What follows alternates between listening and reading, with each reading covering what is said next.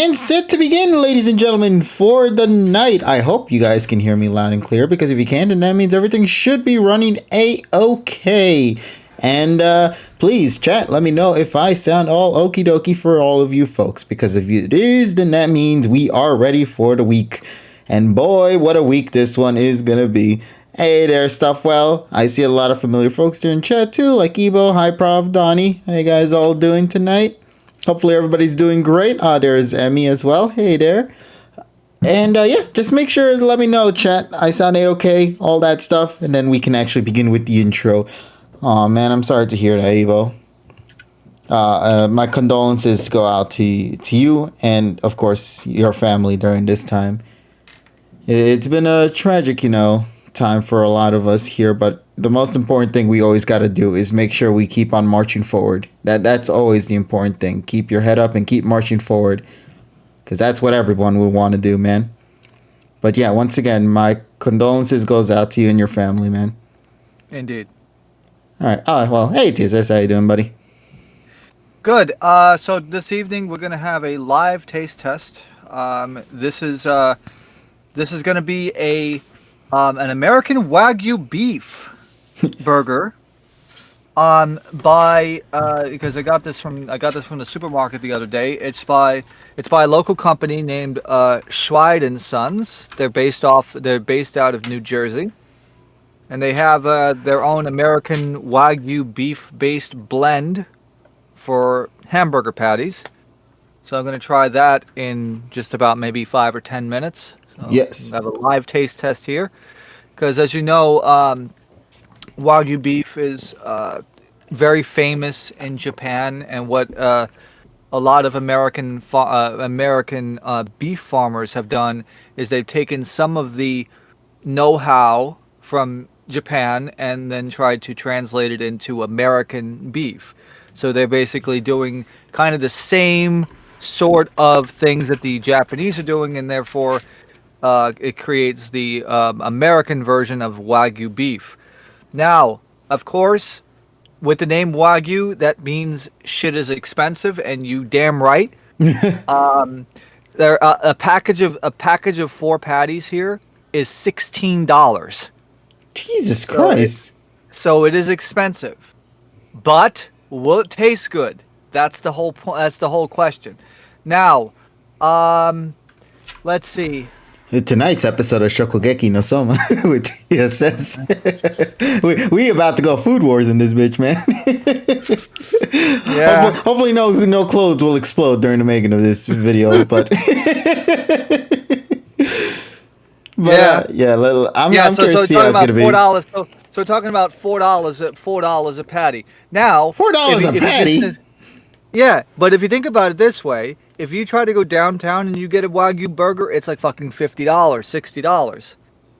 So it's like another thing, It's I mean, the thing is though, I have not had like a real Wagyu burger, like an A5 burger in Japan before. Mm-hmm. So that's the thing. Wagyu's overrated. You say that, but then you have to have the real thing to really justify it. So, I mean, I've had the real thing, the certified one. Well, I mean, I've had A4 in Japan before, so that's I eat only quality shit. No, I eat crap too. Believe me. Yes, in every good shit, there's always gonna be that bad shit somewhere in between, man. It's just life, man. That's how it is, Yeah. All right, let me just let people know we are indeed live. Not A5. Do you? Okay. Then the next time I go to Japan, you paid $200 fucking for the fucking A5 shit, because I'm not. Hey, listen to Ty right there. I agree with you. My Italiano Subway will do good. but Italiano Subway is like fake deli meat. It's I know. Fake. It's still good. I could get something better at a fucking bodega for like half the price. Trust me, where I'm at, man, some of them are. Yeah, but They're rough, man. well, that's When they well, do that's their because bacon, they do that shit like charcoal, like that shit turns into fucking coal with they, their bacon. they tell them don't fucking cook the bacon that much. I do. They still overcook that shit, man. And then They I should don't even fire. see They them should that fire. well. Then fire the fucking cooks behind the. They should fire the fucking cooks behind the grill. That's the third You wanna chef they fucking had do in that that? bodega, man. I'm not kidding. That's the third fucking person they've had there. So a boy cooks bacon. I mean, they heat it up if that's a form of cooking. Fucking like. We cook bacon and bake cookies. I just want y'all to know that. Hold on, let's give me a second to process that We do. revelation. We do. I'm telling you facts. Yeah, well, I didn't know. I don't pay attention to wordplay here. Yeah, we bake cookies and cook bacon. Damn, man, I don't know how to feel about this. Although it's funny is in Japanese the word for cook and bake is the same. It's yakeru. So it's the same meaning for cook and bake. So there's no word that Well, differentiates. Ty had to go and fuck it up by saying he air fries his cookies. Fucking savage. Hey, the What is he, an airbender? convection cooking, man. No, Convection cooking. A lot of people air fry their shit now because technically it's healthier, and it's sometimes good. sometimes it tastes better. So this motherfucker's just putting cookies in his little air fryer. Oh my god. But anyway, Tyrone, Yeah, how you doing, buddy? Hey, what's up?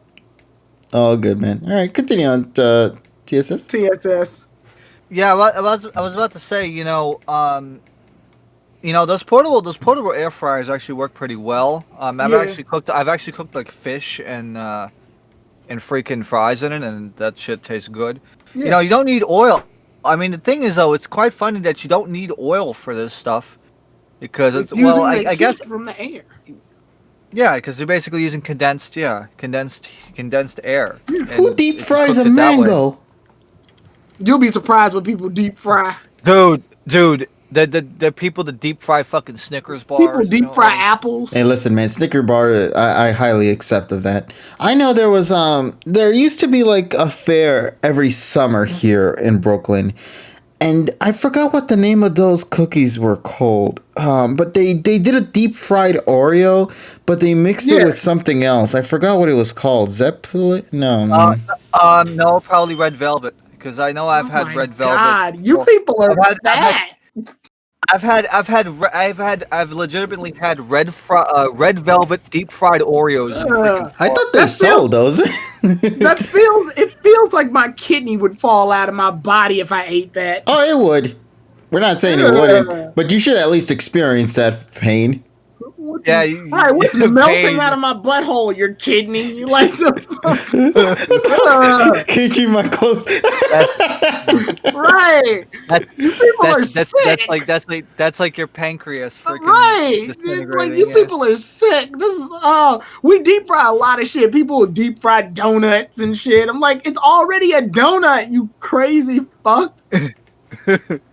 Tyrone, it's worth it. Even chat says it's worth it. See, I know they said some it's goggles agree with this shit, man. All right, when they like you have to amputate your leg. Why? Because you decided to eat a fucking fried donut, you piece of shit. See, I told you, use the $5 fucking fare for the fucking deep fried Oreo. Right. Well, that's the only reason you go to the fair, for deep fried foods.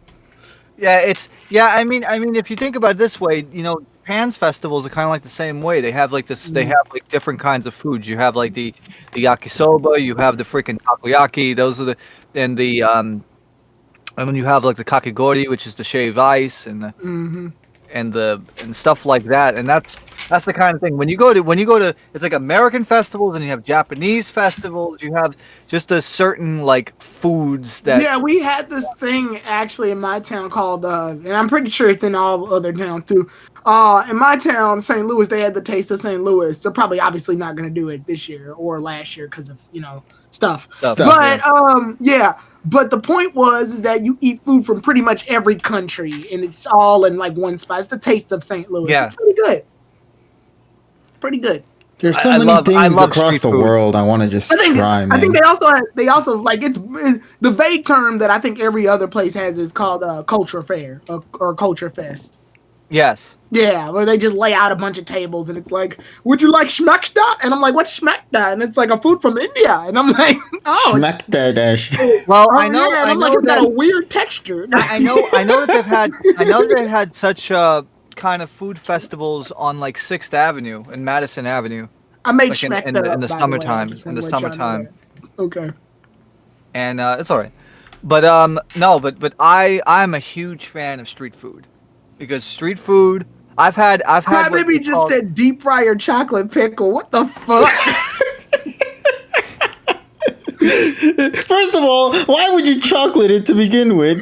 It's a vinegar. That's a vinegar, watery chocolate deep fry. I don't think you'll get diabetes. I don't know what you'll get after eating it. You'll get yourself a one-way ticket to the goddamn hospital is what it is, man. How do you feel? I don't know. I don't know. But I do feel, oh, there I go. There I go. Yeah. I don't know. Stares at dead body on the ground. Oh, wait, that's my body. Yeah, that's mine. It's my spirit just floating. Oh, yeah, street Go ahead, TSS. Truck taco truck. Come on, man. That shit. KG hates tacos, so. Yeah. As a certified taco hater, I can guarantee that, yes, I do hate tacos. As the first ever taco hater. I still think Listen, man, I have stories to tell with regarding tacos that traumatized me from never eating that shit again, okay? And I think I've already explained my stories regarding how my parents have done weird things with tacos, man, and it's... just thinking about it just gives me the heebie-jeebies, man. Go ahead. Chocolate pizza! Who put that shit in chat? Well, I'll tell you this much. I'll tell you this much. I've seen a fucking Nutella pizza. Actually, what is wrong? No, to be fair, that's still a form of bread. I mean, you're not putting tomato sauce on it. I mean, I'll tell you this. Choco Taco does exist, by the way. I'll tell you one thing. I'll tell you one food that goes great with every single topping that you can think of. That's mayonnaise. A crepe. Crepe. A crepe. Yeah, I've heard of crepes. They're from France, right? Yeah, the French crepes. You could either have a sweet or a savory one. You could have one with like fruit and Nutella, or like freaking thin pancake, like a thinner pancake. Yeah, but it's fucking delicious. Yeah.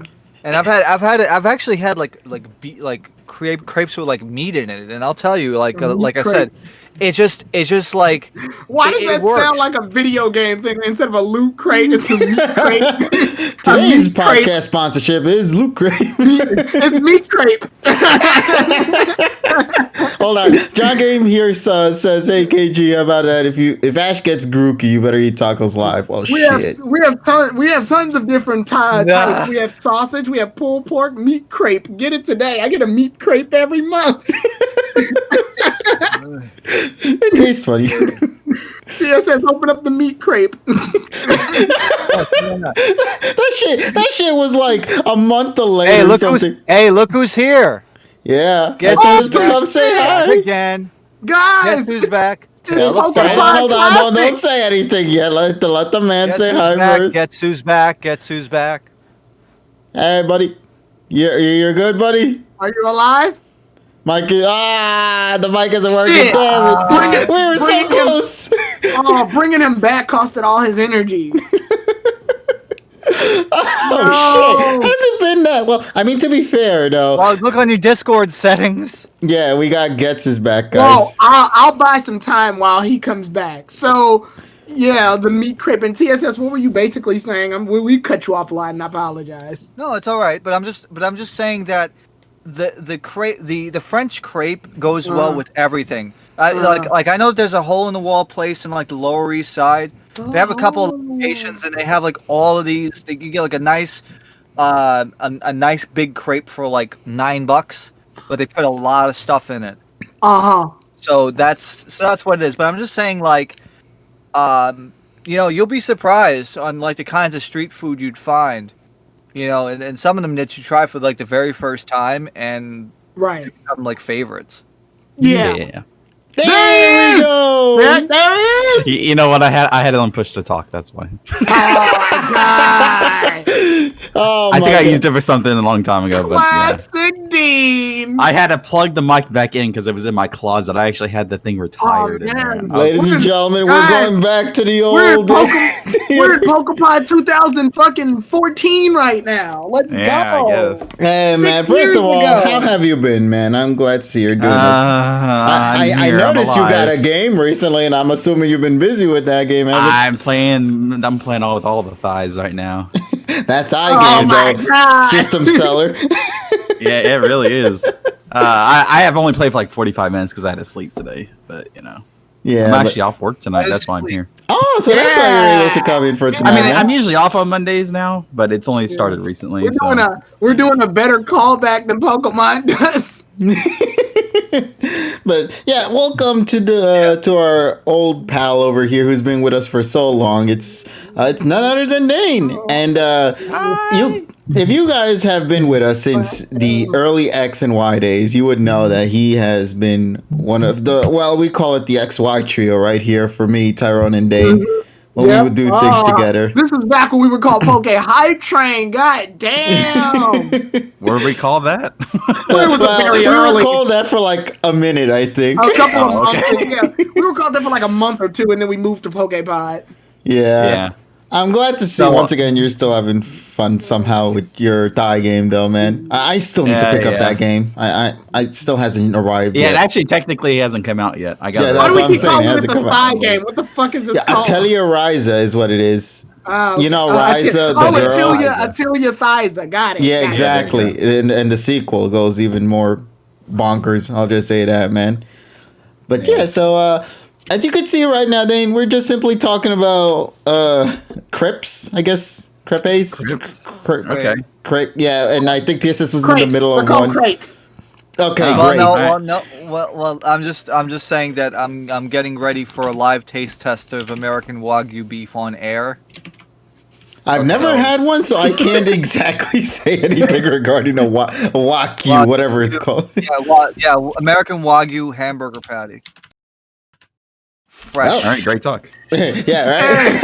Let's hear it, buddy. Let's have that Food Wars review go on right over here then with this man. Well, this is an interesting topic. So, like, TSS, did you still want to continue?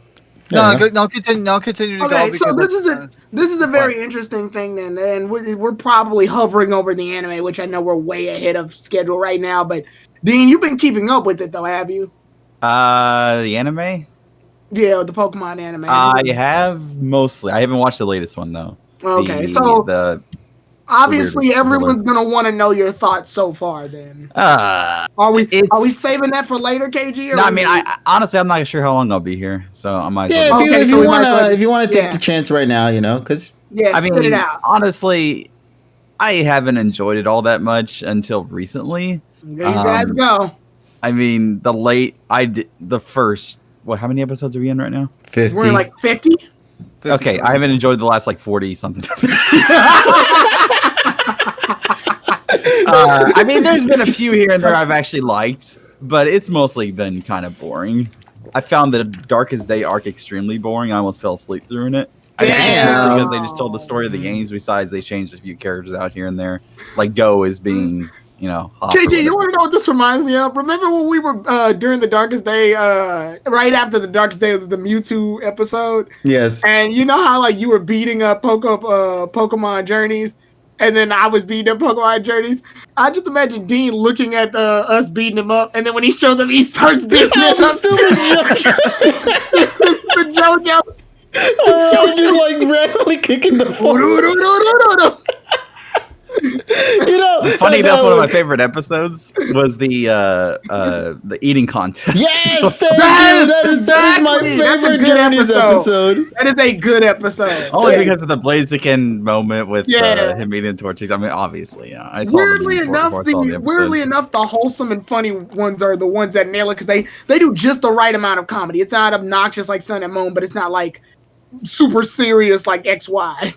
Yeah. What was the episode before the one this week again? Because that one I really liked. I just don't remember what happened. Not the one we just happened. The one before that, though. I What was don't that one? remember. Was it the Farfetch Yeah, episode? Wait, we had. Yeah, Farfetch. Oh yeah, that Come was really on. good. Yeah, it was come on. I thought it was anyway. It just we actually had an actual fight, battle, which that was good. Yeah. For some reason, I really like that. So I Yeah. don't know. I mean, Yeah. we haven't had one in a while. It's Maybe one of that was those. why. It's one of those. This is Pokemon episode. Yeah, Yeah, that's what it yeah. felt like, an actual Pokemon Episode. classic episode. Yeah. I don't know. So, did you get the chance to see the preview for this week's or this upcoming week's episode? The first Yes, I have. And I guess we have to go and bring this up, man. That Here we is so go. much. That is so much bait. It Here we is so much go. bait. Yeah, it's clickbait. The preview. Now it could be, or he really could get it, but he won't keep it. There's no way. I mean, he'll keep it for a little Pokemon's bit. been no stranger. Pokemon's been no stranger to we got to release a Pokemon just because. Yeah, especially since it's a fucking mythical Legendary, legendary or whatever. yeah. Yeah. I appreciate Daiki Yamashita getting on Pokenchi and actually over voicing an extended. And also, he was avoiding that question at all costs. Oh yeah, well yeah. I mean, Yeah. and plus that shit aside, the episode of Pokenchi this week was really good. I know The- they got the guy to come in that plays Go, if I'm correct, and it Yeah, was a but fun-filled episode. Yeah, but that was actually Yeah. that was actually on the second half. The first half is them imitating both of the Urshifu forms. Oh yeah. And they were throwing. You had the one team that was throwing the one giant ball, and the other team that was throwing three of the small ones. I believe Kinda. it's like one strike and rapid. Yeah. Yes. Yeah. Yeah. That was actually really fun. Yeah. So like I said, it was, and of course they had a four-way tag team Suicune battle, which was funny. Sweet And I think hanging that was- out I with think- Centured and Audition to Lab. Yeah, because there was supposed to be like I forget what the ice one-hit KO move that Suicune knows. Sheer cold. Sheer cold. Sheer cold. So was it like so the only thing it knew was sheer cold. So that basically it was just them all of them like doing sheer cold, and whatever knocks out first, whatever team gets knocked out first. Oh my wins. god! So basically, That's they had to crazy. go to RNG land. Yeah. Yeah. It was really fun to watch. It was really fun. to Oh watch. man, I need to go and watch that clip again then, if that's the case, because that sounds hilarious. Like, see, we need to do shit like that at some point. I'm requesting one day we do a metronome battle, man. That'll be the battle of the decades. I second, please. swear. Okay, so I guess yes is gonna go grab his Grubhub right now.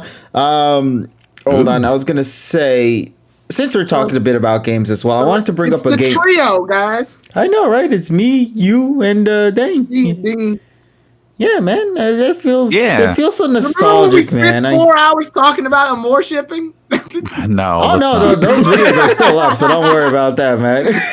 Oh my Remember we used God. to get up at 6 in the morning, KG be like half asleep, and we Oh trying to my do reactions, God. and we couldn't. Hey, he All still right. Half has the time we give up because we're like, this episode's not So up. Is it up? here's yet? here's the Wagyu. So I put some cheese on it. So here we go. Nice. Let's see. All right, ladies and gentlemen, All drum right. roll, please.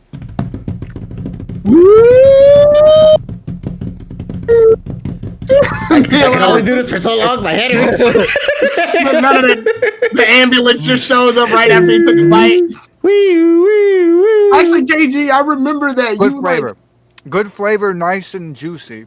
Like, KG, I really- remember that. really Remember good when you flavor. ate? Remember when you ate that Pocky, and the minute you ate it, I think I have that up somewhere on Twitter, actually.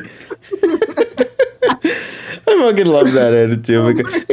Okay, back in the day, there used to be this thing called Poke Crate, similar to like the Loot Crate and all that shit, but it was based meat- and on meat just crate? Pokemon. Yeah. Yeah, and in there they would tend to import a couple of things also from Japan, and one of them happened to be something from Pocky, and it was that weird strawberry Pocky that I gave a taste test, or at least it looked like it until I was hospitalized immediately after. Good times, man. Never doing that shit again, though. Oh yeah. No. What happened? Oh, I think the crate thing just shut down. Didn't really make that much business. But what I mean is, how can you go to the hospital? How can you go to the hospital after eating one thing of Pocky? No, it was it was a joke. He Yeah, it was ate the whole joke about eating something that you just randomly got from a package from Japan. and then Okay, and then he edited the ambulance truck in. So, as I'm biting into this, even though it's cooked, right, the meat is very soft. Cool. So it's melting. It's melting apart as I'm chewing. So it's a very soft thing. So that's after that. If TSS has acid saliva. Well, super effective. Not really, but it's Well, just we're kidding. We're kidding. Of course. But I'm just saying that it has I can't. Well, the flavor is not like gamey, but you could still like taste a good amount of beef flavor. But like I said, when I take a bite out of it, it's even though like I said, it's cooked very well, and I got some pink in the middle here. The meat is tender. The meat is tender and it's juicy, so it is good. Sorry, go ahead. Yeah, it is fatty. It is kind of fatty. It has a bit of fat in it, but it's just enough. I mean, it's not like you could taste like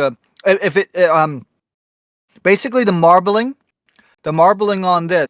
It's like if you ever had finer marble on the meat, then it melts in your mouth, right? Yes. So since the fat melts, the meat just goes down. Twitter. Oh God, Twitter. What happened to Twitter? We're about to find out. Oh, they did it! Wow, you guys are quick. You guys are fucking quick, man. How'd y'all do this so fast? Oh my God, I'm so sorry. Oh, they did. Oh, okay, they did the fucking JoJo. They did the JoJo thing so quickly. You guys are fucking insane. Oh my God, I saw this shit. I was like, nah, you couldn't have. So, They did. TSS finish his analysis of the Yeah, damn I apologize on that part, buddy. Is it worth $4? Yes. Now it's good. It's good for meat you can buy in a store. I mean, I'll tell you this much. This kicks the shit out of any like ground chuck I've had in any supermarket. Oh man, I missed it. I miss these days, man. And first of all, I just want to say I'm glad to see you've actually got some good mileage out of that food. First of all, I don't think I've ever had a Wagyu burger before, so I can't really give much of an opinion on that part. But hey, if it sounds good and it sounds like it's actually, I guess the best thing to say is it worth the price, and which ultimately I think you said yes, no? Yes, it is. Yes, it is. Nice. Good. Once we get out of this goddamn house and I could finally meet people again in person, then maybe I could go and try to see if I could find one of my own and try to get something of that. And taste it myself. I mean, I always love trying new shit out. You have picked, I mean, I can give you the website of what the burgers look like. But not now because I'll get hungry. That's the case. Exactly. I'll post it anyway. Yeah, I'll watch it like when I'm in the middle of lunch then, so I don't have to worry about that. Well, I'm just gonna do.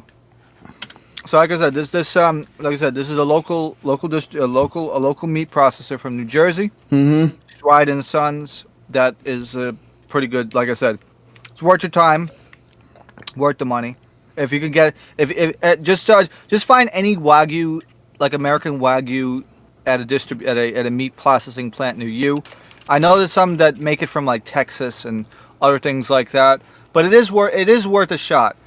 Is it the best thing ever? No, I've had much better. I've had way better in like Japan, but but it's much better than the piece of crap chuck that you get in the supermarket for like $4 a pound.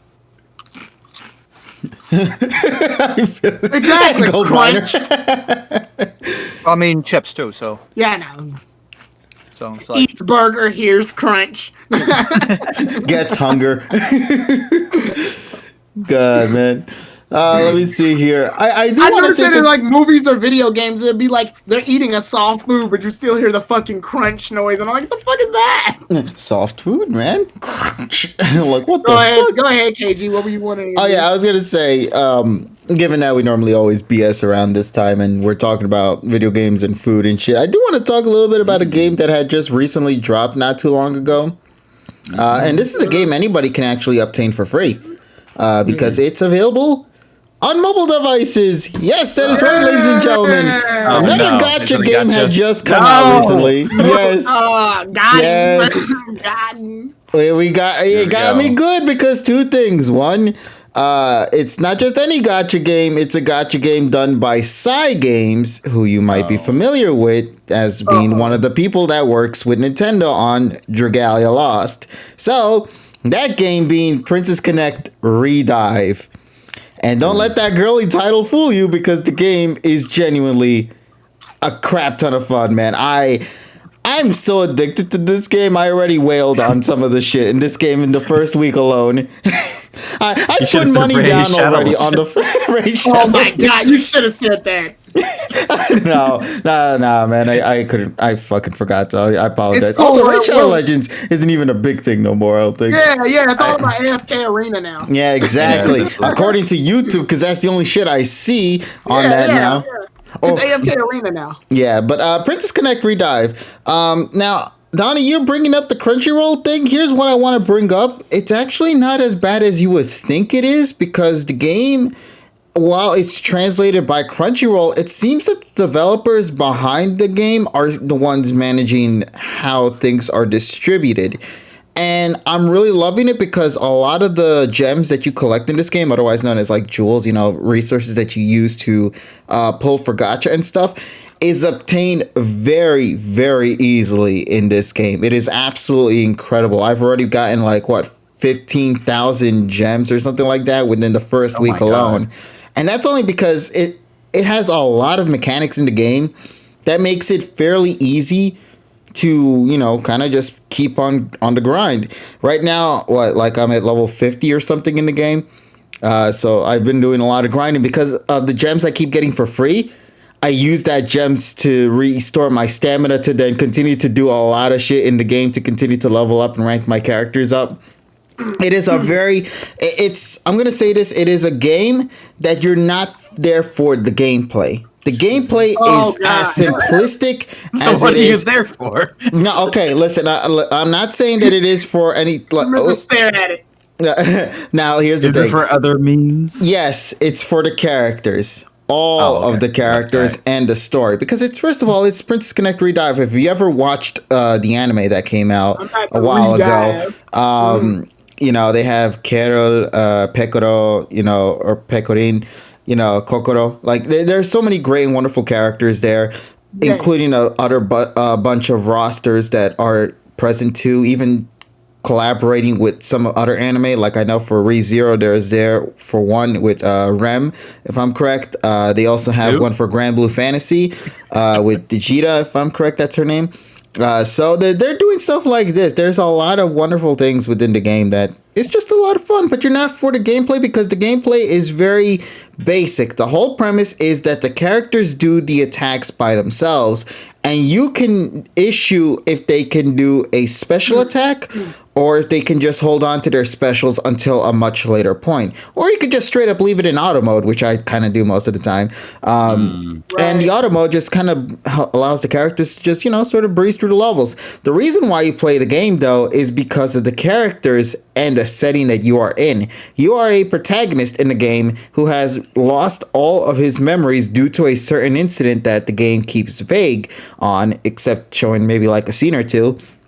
And you, as the player, are going to have to try to connect the memories back together again. And as the story continues to unfold, you begin to learn something very interesting about it. And that is the fact that the characters that you obtain in the game have already known about you prior to your memory loss.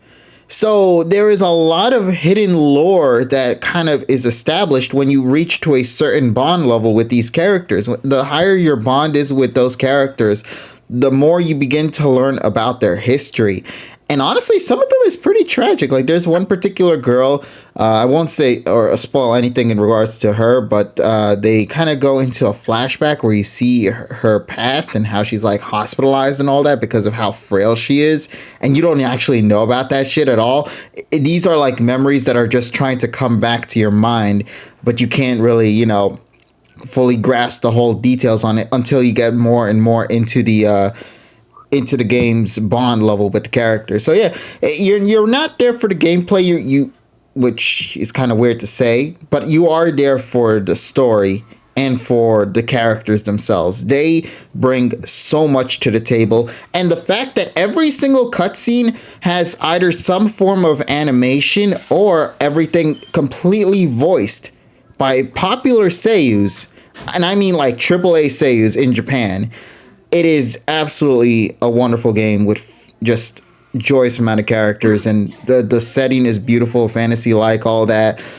I really don't want to say too much about it because it's one of those that you should at least pick up and try for like an hour or two, see what you think of it, and just go from there. It's a free game, so it's not like you're necessarily putting down money like I did already with this game, but it's just something you should just give a shot anyway. KG. It's Psy Games. I support Psy Games. I love Psy Games. Oh, that's the reason you threw down money on it. All right. And also because I got a free 3-star unit too. Exactly. But the rushing that shit aside, though. Are you still putting money into Dragalia Lost? What do you think? Okay. Exactly. What kind of question is that? Well, I didn't know. You haven't talked about it much lately. Oh, no, it's because, there's not... No, actually, no, I did talk about it earlier in the month because Dragalia Lost is doing a collaboration with Persona 5 Scramble that's going to be coming out later in this month. And I'm very excited about that because they announced that Joker, Panther... who was the cat's name again off the top of my head? I forgot the cat's name. Shit.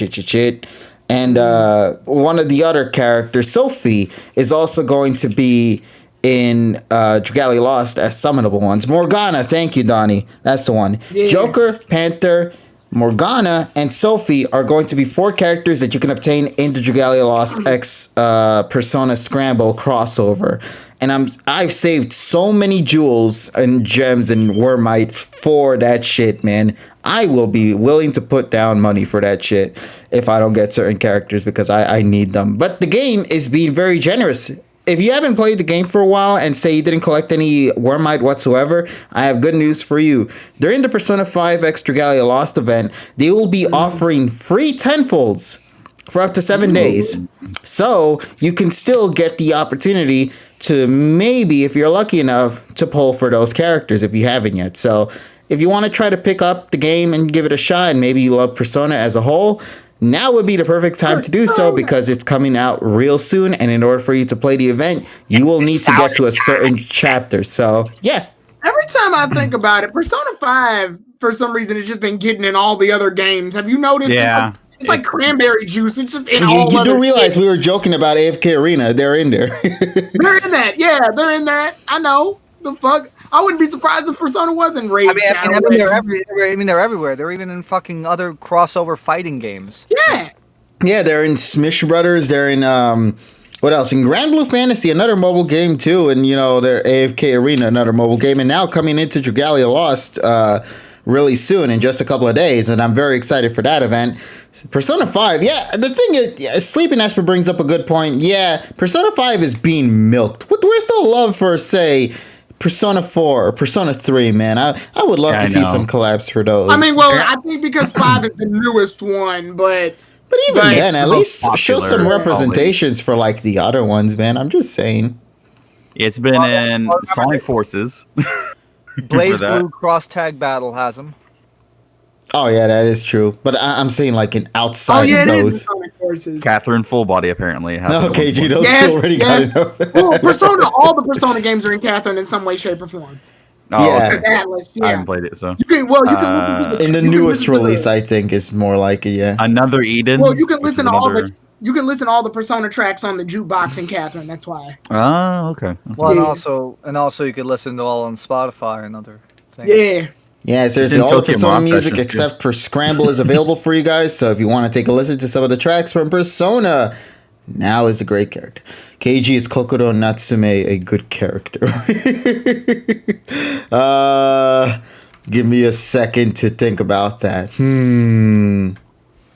Are you looking it up, or are you? No, I know who Kokoro is. I talked about her name beforehand. All right. Yeah, I still love the ironic. I still love the joke that when Joker shows up, people are like, ironically, he's the first surprise.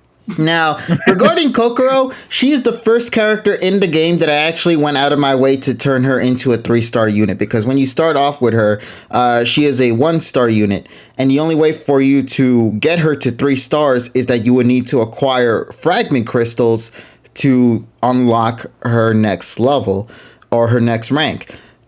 And this is what I was talking about wailing earlier ago. I specifically went to Gacha Summon just so I could get the free crystals and use those free crystals to buy the gems or the fragments to get for Kokoro's ranking from 1-star to 3-star. She is the first unit I went out of my way to 3-star in this game.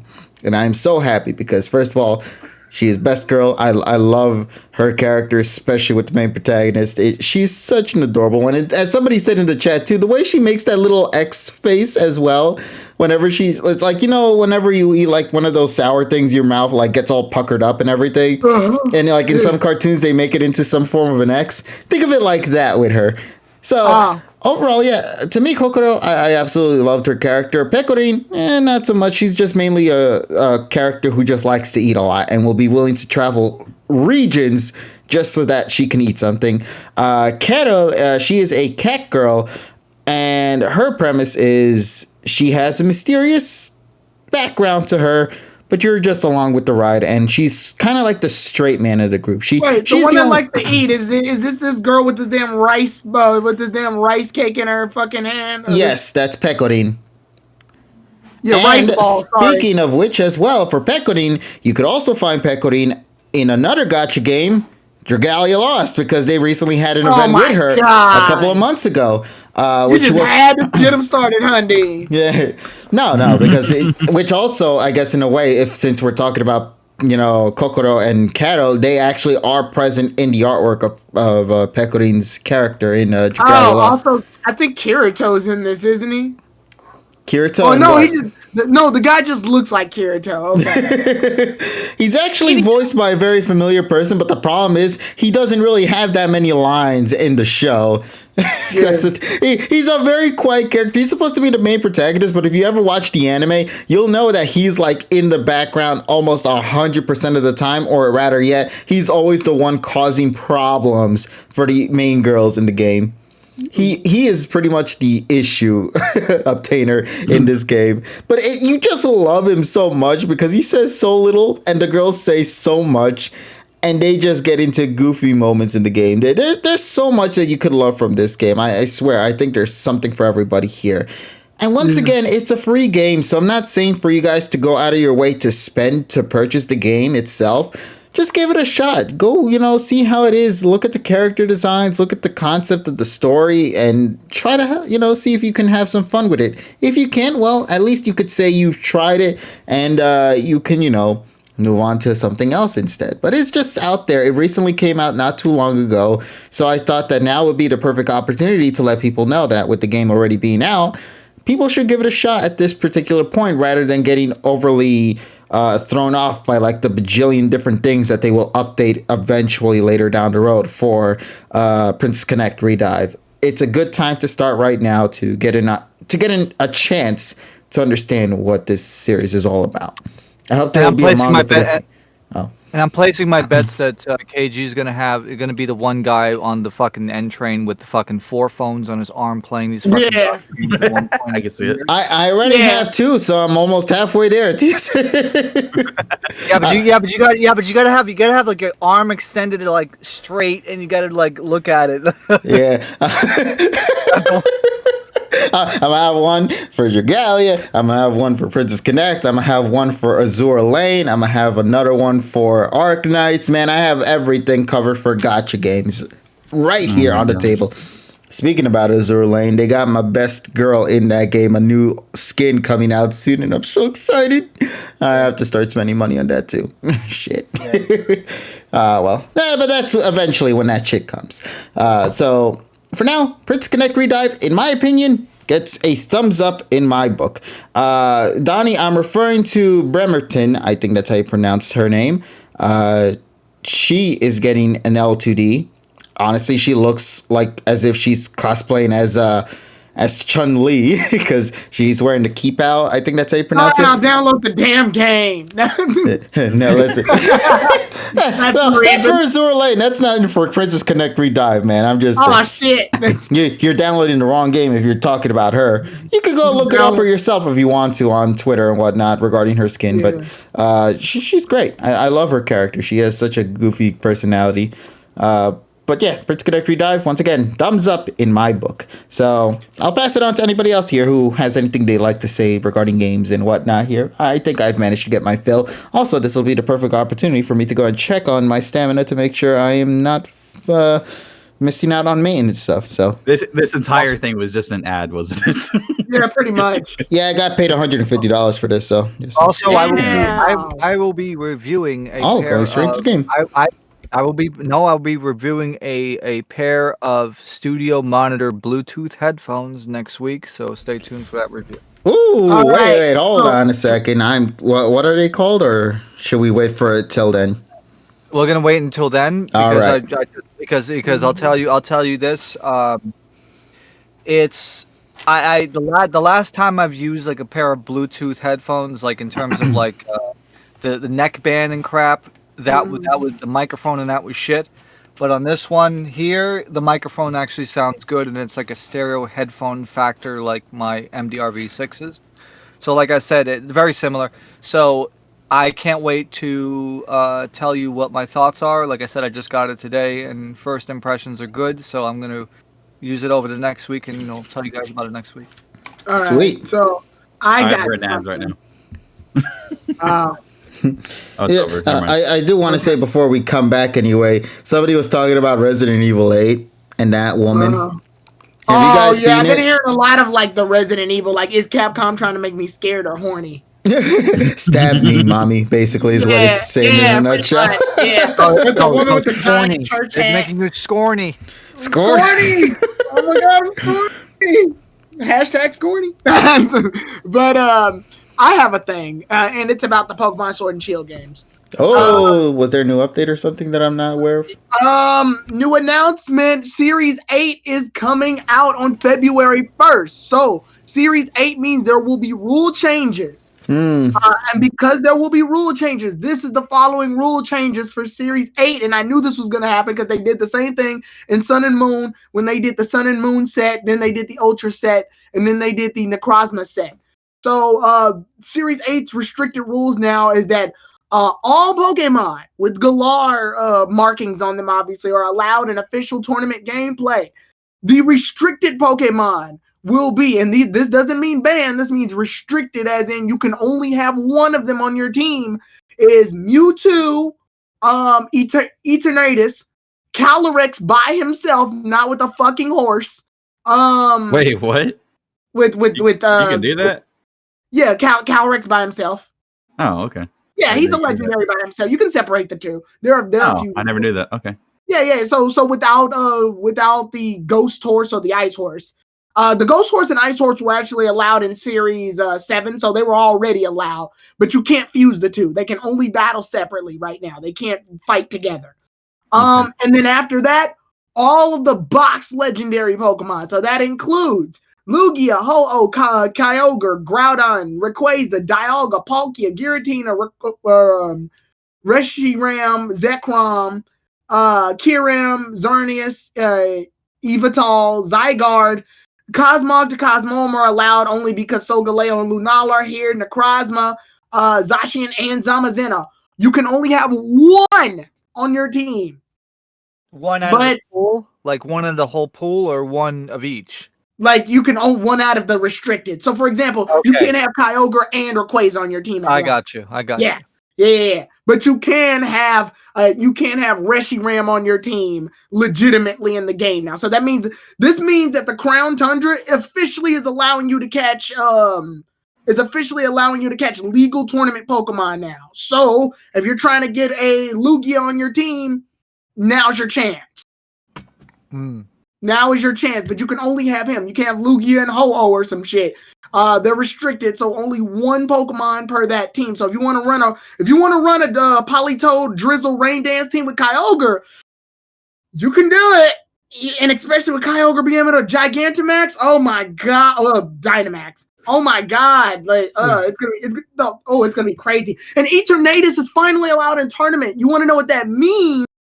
That means he can use the Dynamax cannon, which does double damage on Dynamax Pokemon.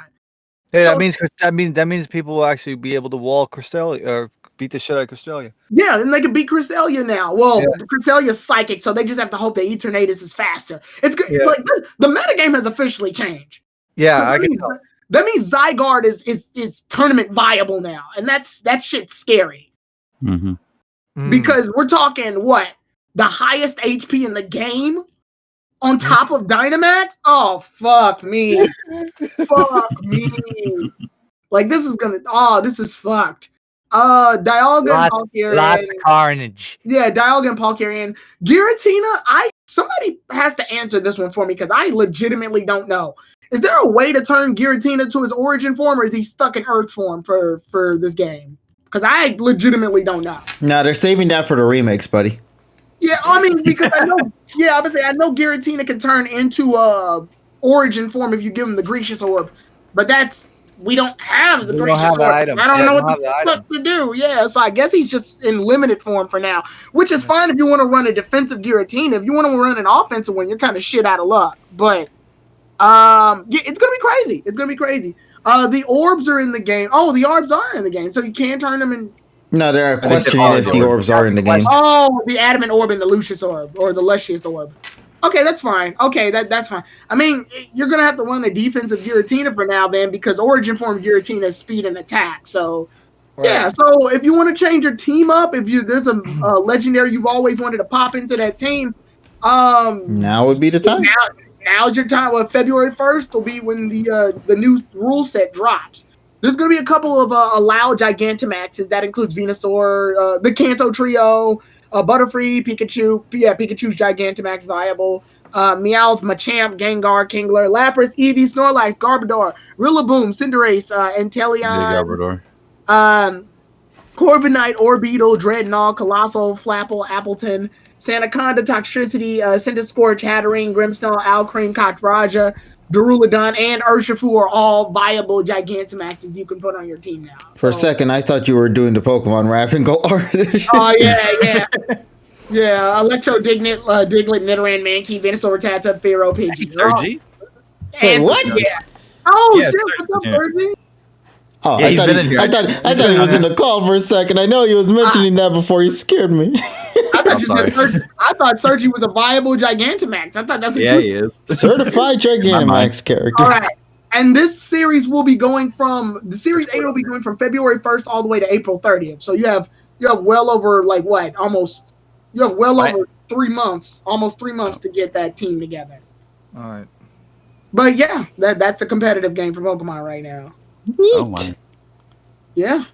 I did my first last week ever. I've never done a versus battle in that game.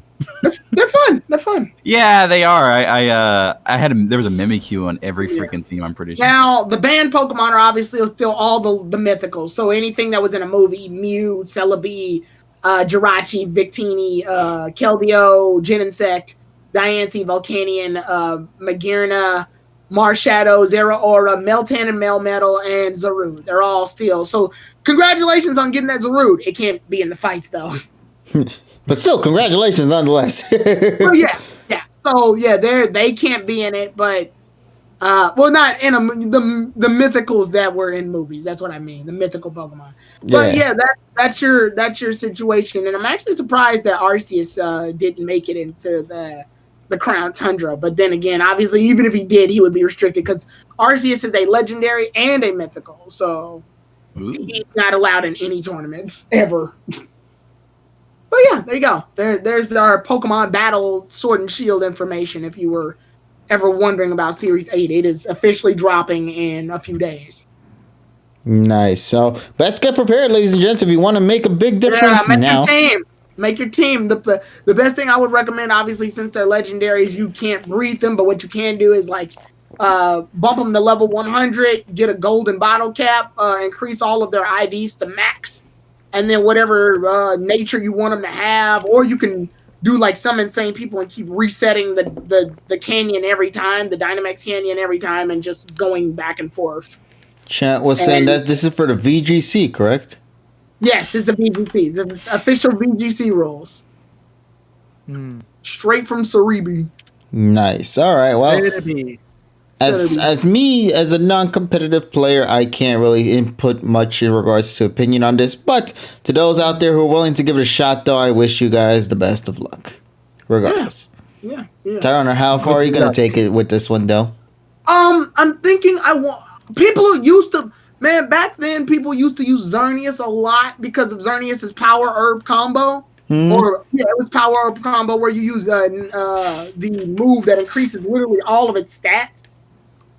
I might shoot for that again, but I'm thinking I might switch it up and run and maybe run Zamazenta, see what he can do. Probably, I don't know. I'm thinking either Zamazenta or Electric Terrain Zekrom, or bring Xerneas back and just have him repeat his shenanigans again. I don't know how effective that's going to be in this metagame though, because we're talking Dynamax Xerneas with Geomancy like that. I don't even know how to deal with that. It's gonna be broken. It is going to be broken. It's going to be broken as shit because Geomancy allows him to basically max out his special attack, special defense, and speed.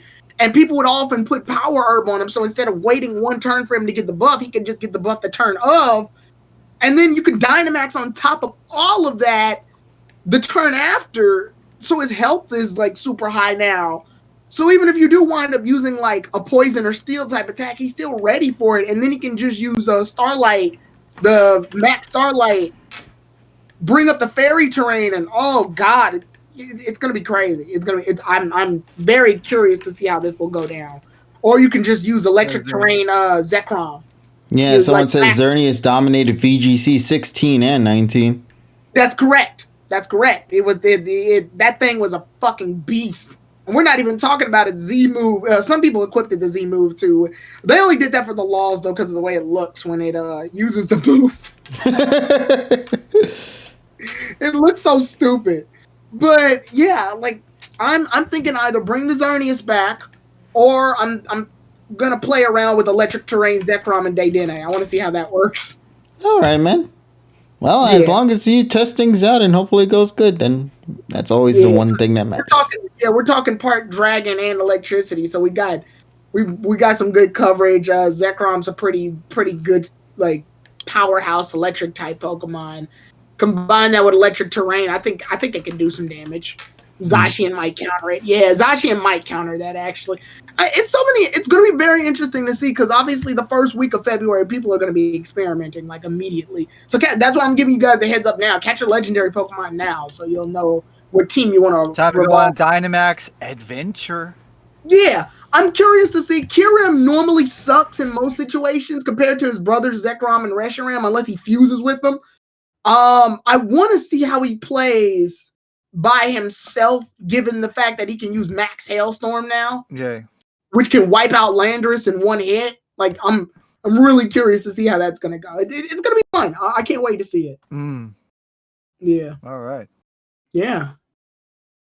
But next topic. All right. C'est magnifique. Yeah. So Dean's gone. Thank you, Dean, for being on tonight. Thank you, Dean. Thank you. Actually, did he say he was leaving, or did he no? He just left. Pooped. Okay, I think that might have just been him disconnected because he didn't even write anything in the chat too. Right. All right. Well, we'll see if he comes back in a minute. If he comes back, we'll welcome him back. If not, then thanks for joining. Yeah. All right. Well, as you guys already know, we are pretty much wrapping things up for the first hour right now. Thank you guys so much for tuning in for our numero uno. As you guys already know, our numero dos is going to be focusing just as usual on the anime because that's just sort of our shtick that we've done, and I'm so happy we've kept with this format. It's always been a lot more fun this way, just having an organized format like this. Because we're not a one-trick pony. We like to talk about two-trick pony. No, just kidding. One trick pony per hour. We're actually 5 factorial pony. We're playing that 5D chess here. Multi-talented pony. Yay. Certified pony. A quintet talented pony. Yeah, and it's funny. Once again, we have the trifecta of folks that it's like we three are like the regulars that are 100% here. So yeah, it's like we're basically the trio. I always establish it as that, the trio of the group here that tends to be for all this stuff. And well, yeah, but I think it's because it's like it's just I think the chemistry meshes between all of us. So it's like yeah, we're like the core. Yeah, we're the 2020s here with this one, with this trio. There's a modern trio going on right here. Before we continue, we're older than most of the people. Yeah, but we're older than most of the people to do this shit. Damn. But let's not bring that up right now. I don't want to feel old. We're almost done with February, and my birthday's literally just a couple of months away, man. Like 2 months, man. I'm sad. How January fly by so fast? Ooh, no, la la la. Can that be our new Woolululu? God damn it. I would love that. But all right, so as you guys know, once again, thank you to our buddy Dane for hopping on through for the first hour. We really appreciate it. For our numero dos now, let us get ready to go and talk about the shenanigans that will be going down. But before we get to shenanigans, though, let's talk about the anime episode, because that's always the most important thing. So, as you guys know, we recently had a farm-focused episode diving into the world of farming and just learning a little bit of the agriculture of how they establish and handle things here in the world of Pokemon with farming. And honestly, there's a lot to go and talk about regarding this episode before we get into whatever shenanigans we'll find ourselves in the second half. I don't know what's going to happen in the second half, but I'm going to just straight up say this first half is something that people should not skip, because genuinely speaking, as basic of a premise this episode was, I had a couple of laughs with this episode, man. I think this was a pretty good episode, I'd say.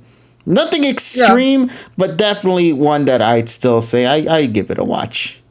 Yeah, it's entertaining. Yeah, Floofmeister right there freaking getting destroyed by fucking Voltorb. I love that. I'm so happy, by the way, that this Eevee is actually not having like that this Eevee has armor. This Eevee has done more than fucking Sun and Moon already, and it's only been like 3 episodes.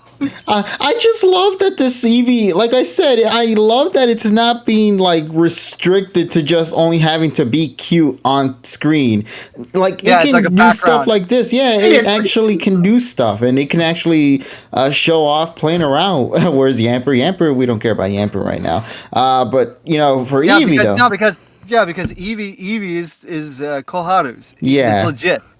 And also, this Eevee really is the one that sort of pushes a lot for Koharu to sort of explore more of the world. And that makes me happy. I'm so happy that this Eevee became an attachment to her, because I really do feel that this Eevee is really helping push Koharu to be more on the screen.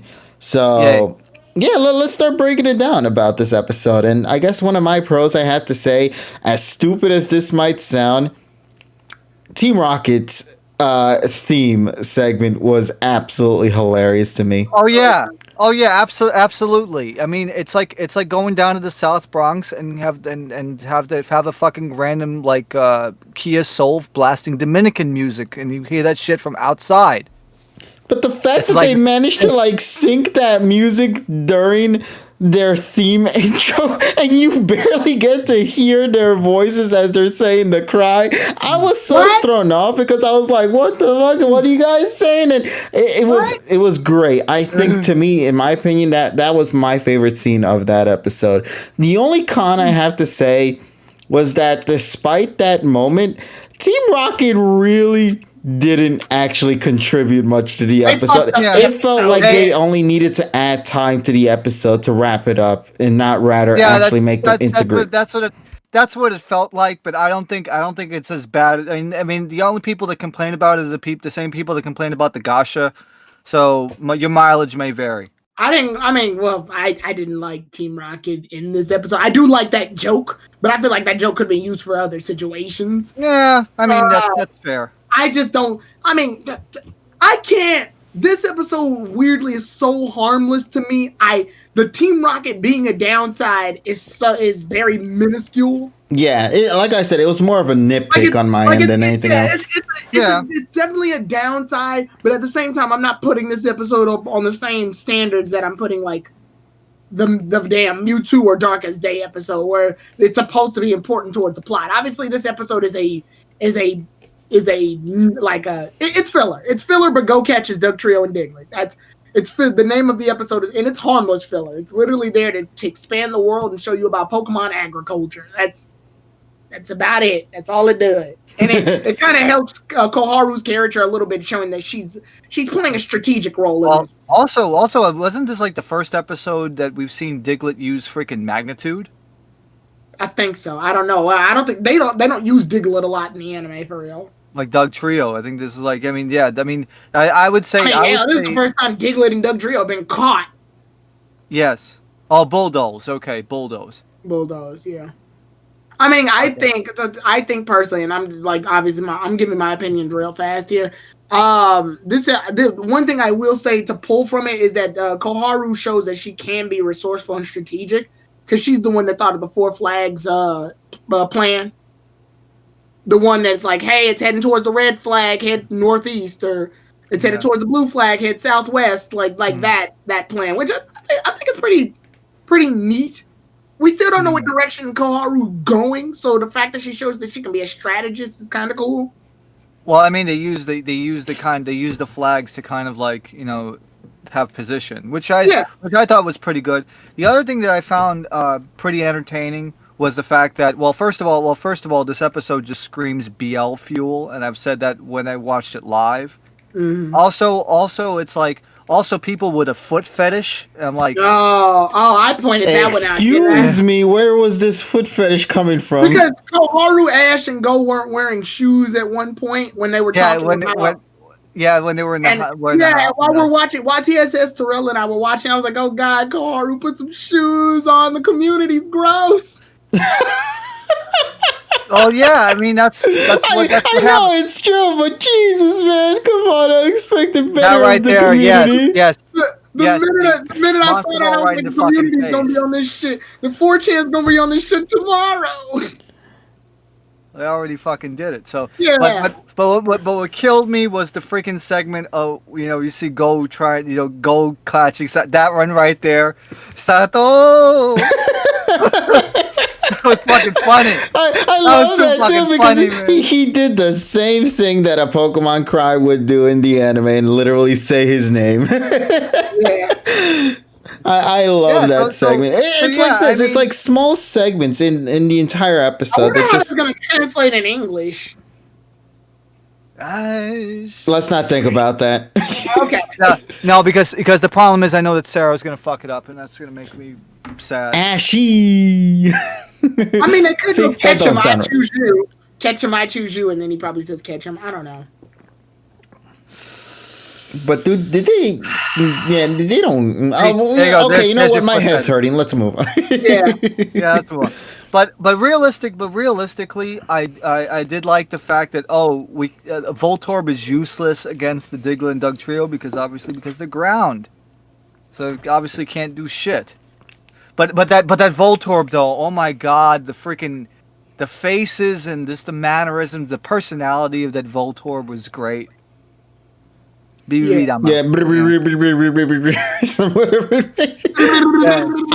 always wanted to see a good boy Voltorb, and we finally got it with this episode, man. The way it's like rolling, like when you see Eevee just rolling with the Voltorb inside the house, or when Pikachu's cleaning up the Voltorb and it gives off a cute smile, bro, that's the kind of shit I need to see more often.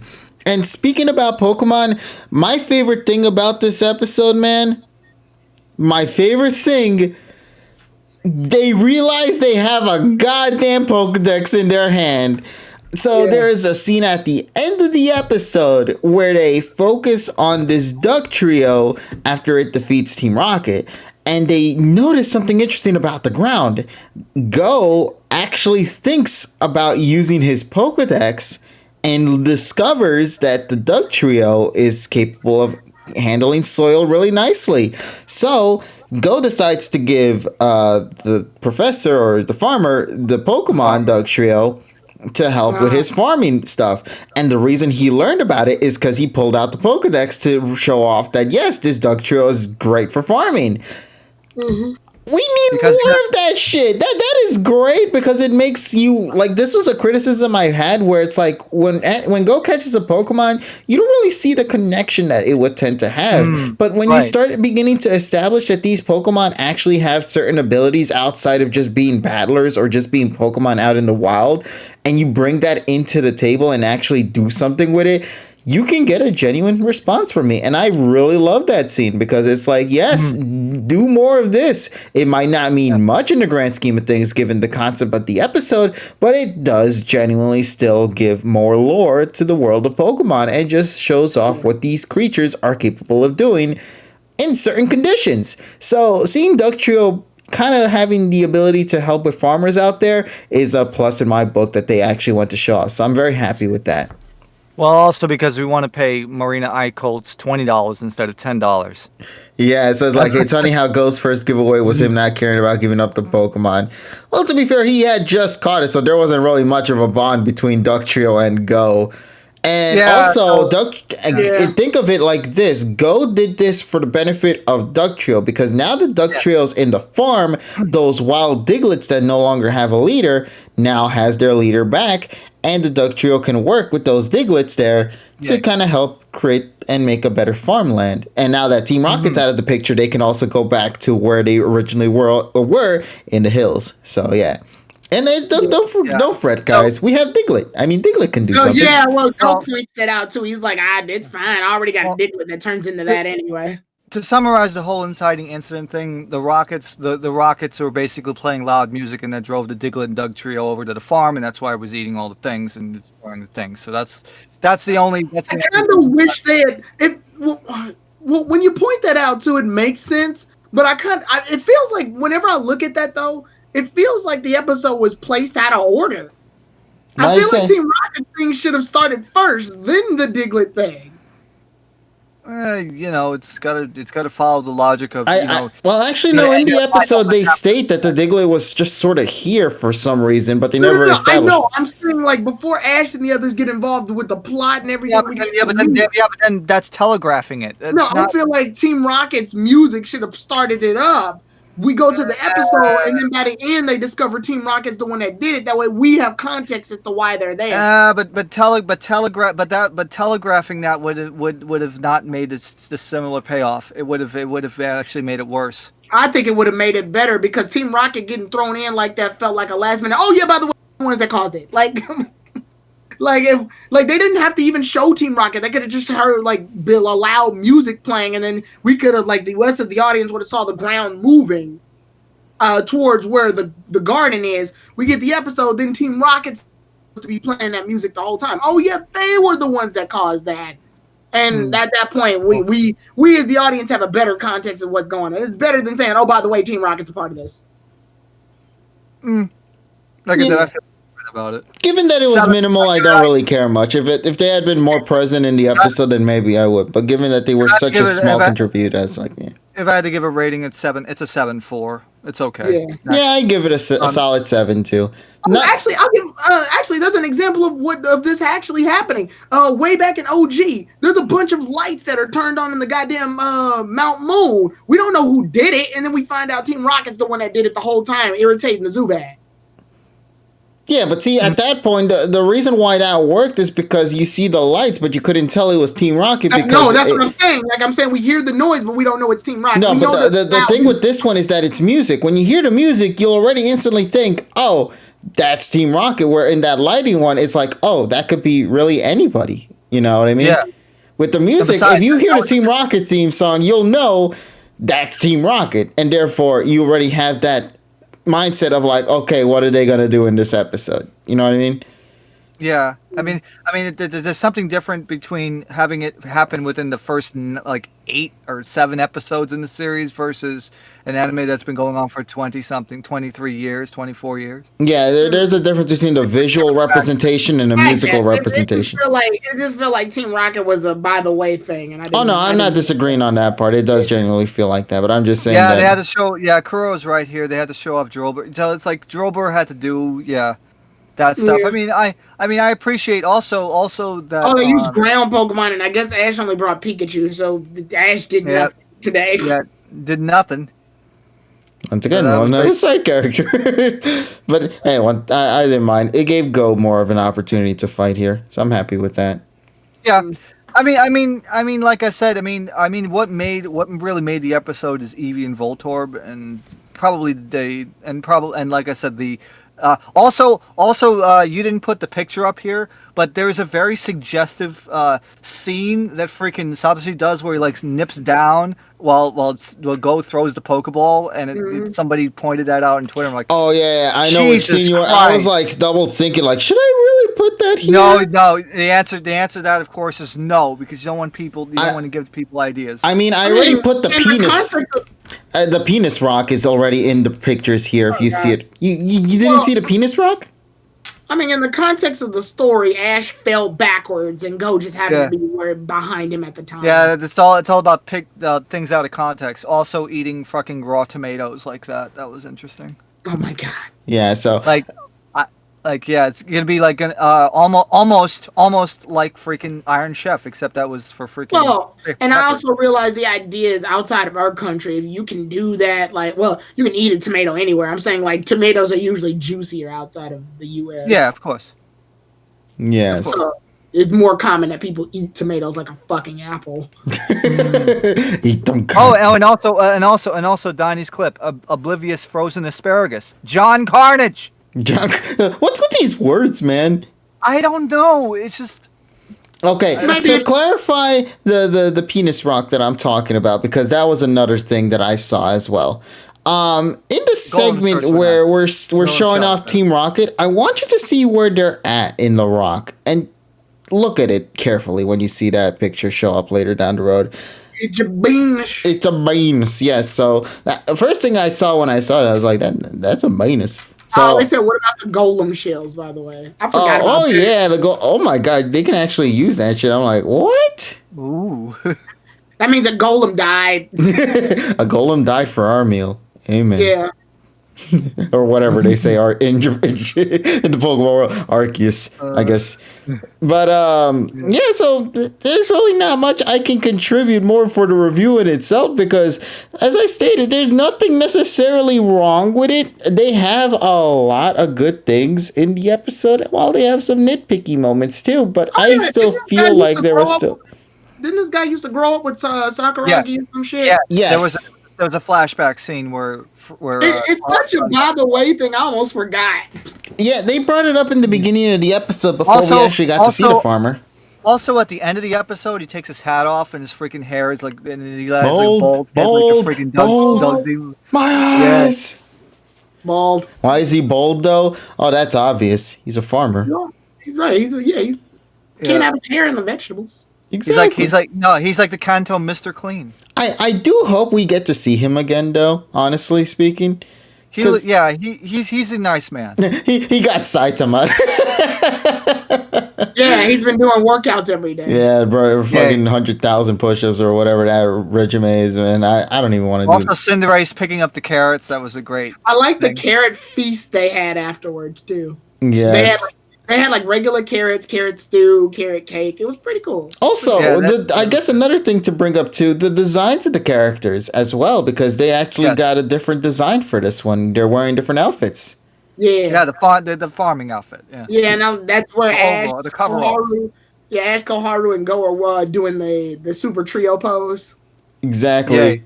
Which I sadly didn't get the pick of. I should have at that point, but oops. But yeah, I like. Like if they still allowed people that Ash travels with to be in movies, that would be a great pose. Actually, it threw me off to see another character wear a hat like Ash. Because if you think about it, the only one I could think off the top of my head who does that is Dawn, maybe. Well, Dawn wears like a little She wears like a beanie, doesn't Yeah, she? beanie, maze, bandana. Yeah, Maze wears a bandana. Serena wore a hat, but it was like a bowler hat. Yeah, some kind of other thing. Top hat. I'll go with that. Yeah.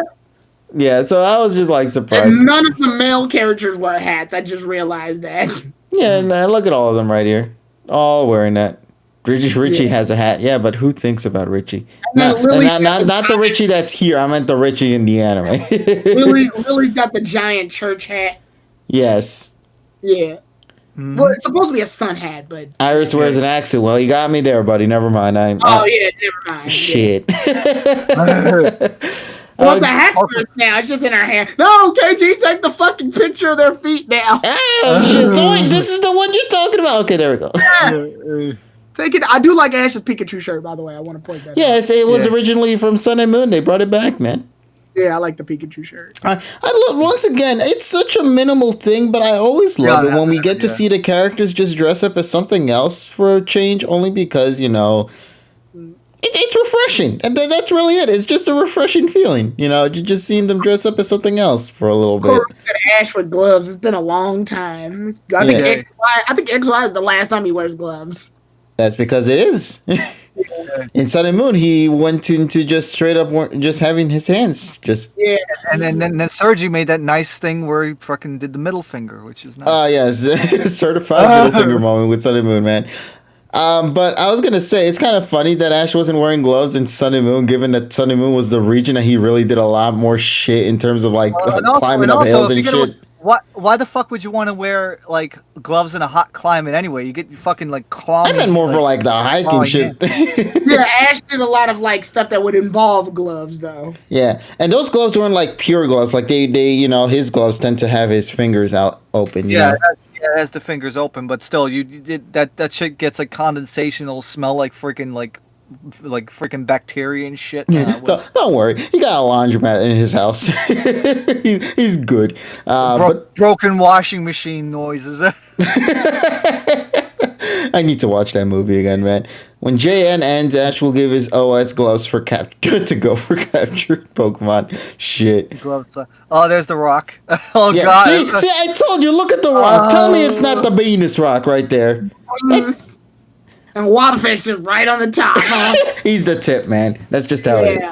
Wobba tip. Look, even Team Rock is like, we were just standing on that Venus rock. And I think TSS heard me say this before. So they do a close-up shot of Jessie, and it's like dangerously underskirted. So I'm like, Jesus Christ, Jessie, come on. You mean, come on. Come on, let's go. So if you're a Jessie fan, there you go. Like, the fuck? Hey, man, never count out Jessie. Moments when she has her hair down or shit like that, she hair down Jessie's a whole different character. She's on a different tier, man. She's 25, by the way. Well, damn. Oh, she's legal, boys. Where did that number come from? Let's go.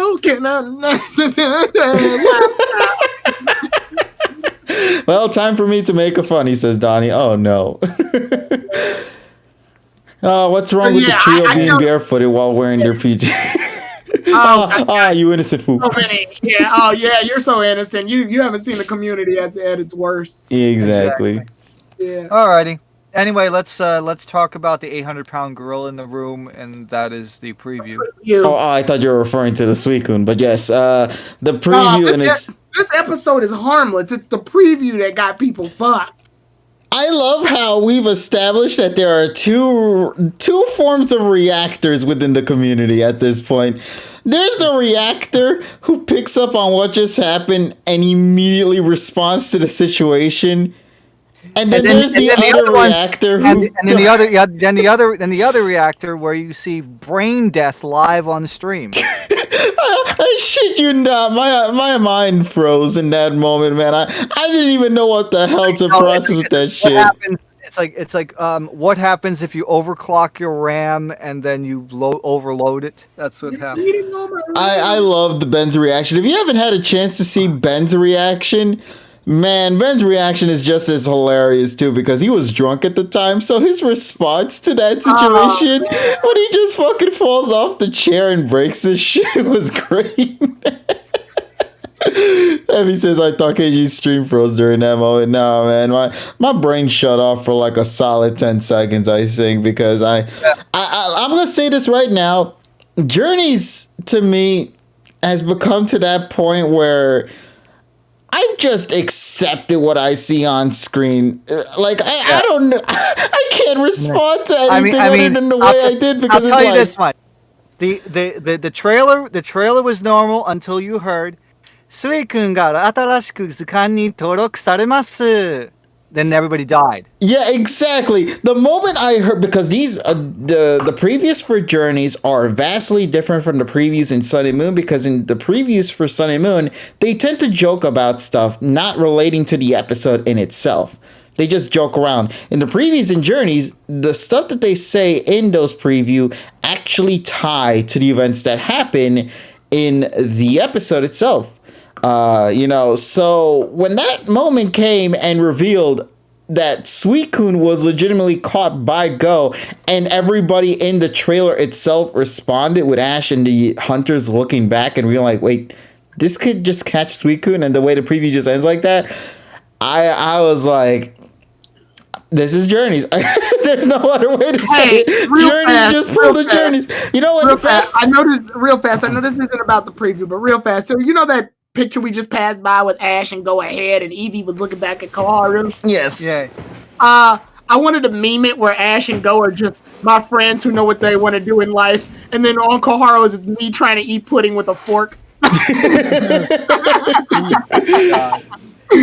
Muffin Man, Muffin Man. For follow. Thank you, Muffin Man. Oh, You know the Muffin Man. Oh, we officially know who the Muffin Man is. Jesus Christ, 3,000-year-old question finally answered. Yeah, it's Muffin Man Sanders. You know what it is. Go did basically a freaking KG. Threw a fucking ball at it and fucking went in the ball. Yeah, I immediately texted KG and was like, well, KG, you were right. The Pokeball don't miss. And then Zach responded with like, you sure about that, buddy? Because I think he just painted a Master Ball to look like a Pokeball. Yeah, I do want a picture of Go just painting all of the Pokeballs red. They'll never question me now. Don't miss. Oh God! So I guess I'll let you guys speak because there's a thought I have for what's gonna happen with this Suicune. But all right, well, TSS, would you like to go first? I will say, doesn't this look familiar though? Poachers, Forest, Suicune. Didn't we do this shit already? I feel like we did in a movie. Yeah, probably. I don't know. Yay! It's been forever, man. I'm just saying. It's a new generation. But it's like, but I would say I'm actually more excited about the build up because I'm pretty sure that this shit is gonna end, like maybe be halfway in. I'm interested to see what the backstory of the poaching is. I just want to see. Yeah, you've seen joke now. You've seen him joke Am I a fucking joke to you? Yeah. Go be like, who are you? Somebody, and I actually gotta give them credit. Somebody, I was like, remember that episode where Ash ended up seeing the silhouette of Suicune when they first got to Johto? And I was like, somebody needs to cut to that episode in Johto and then cut to Go catching Suicune right afterwards. In the background noise of the Pokedex saying that he caught him. Just muffled. Yeah, I have it muffled. But yeah, TSS, would you like to add any more, buddy? To just your thoughts about this?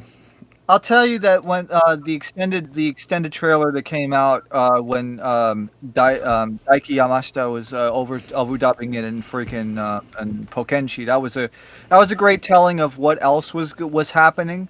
So I don't know. I mean, if I were to guess where the capture happened, I would say probably within like the first 7 minutes. And then we're gonna see something happen. Maybe there's gonna be like a wild chase or whatever, and then whatever it is, it's like, and then of course, Go's Seiyu just says, "Do I get it or don't I get it? I don't know." that was the most ambiguous shit. But I do have to ask chat. Actually, no. You know what? I'll write it as a poll instead. So continue on, buddy. Let's do it as a poll. You know what? I would not be mad if he releases it just because he has the entry and that's all the proof he needs. The thing is, though, it's going to be the way that he's going to remove, is going to end up releasing it or giving it or whatever. That's going to be the ultimate deciding factor. I don't care if he keeps it or not, honestly. Yeah. It's just that if they find the solution or they find a resolution that I feel happy about, that's all I care about. Mm-hmm.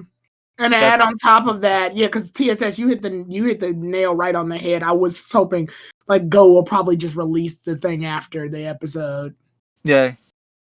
But to me, my reasoning is different though. Okay. For me, I personally wouldn't mind seeing Go keep the Suicune in all honesty. Although it would be hilarious because the entire episode pushes this premise about how Suicune purifies water and everything wherever it goes. And the only thing that Suicune's going to purify is the water in Sakuragi Park from this point onward, man. like a tiny dust speck gets in the water in Sakuragi's lake and Suicune has to go, boink.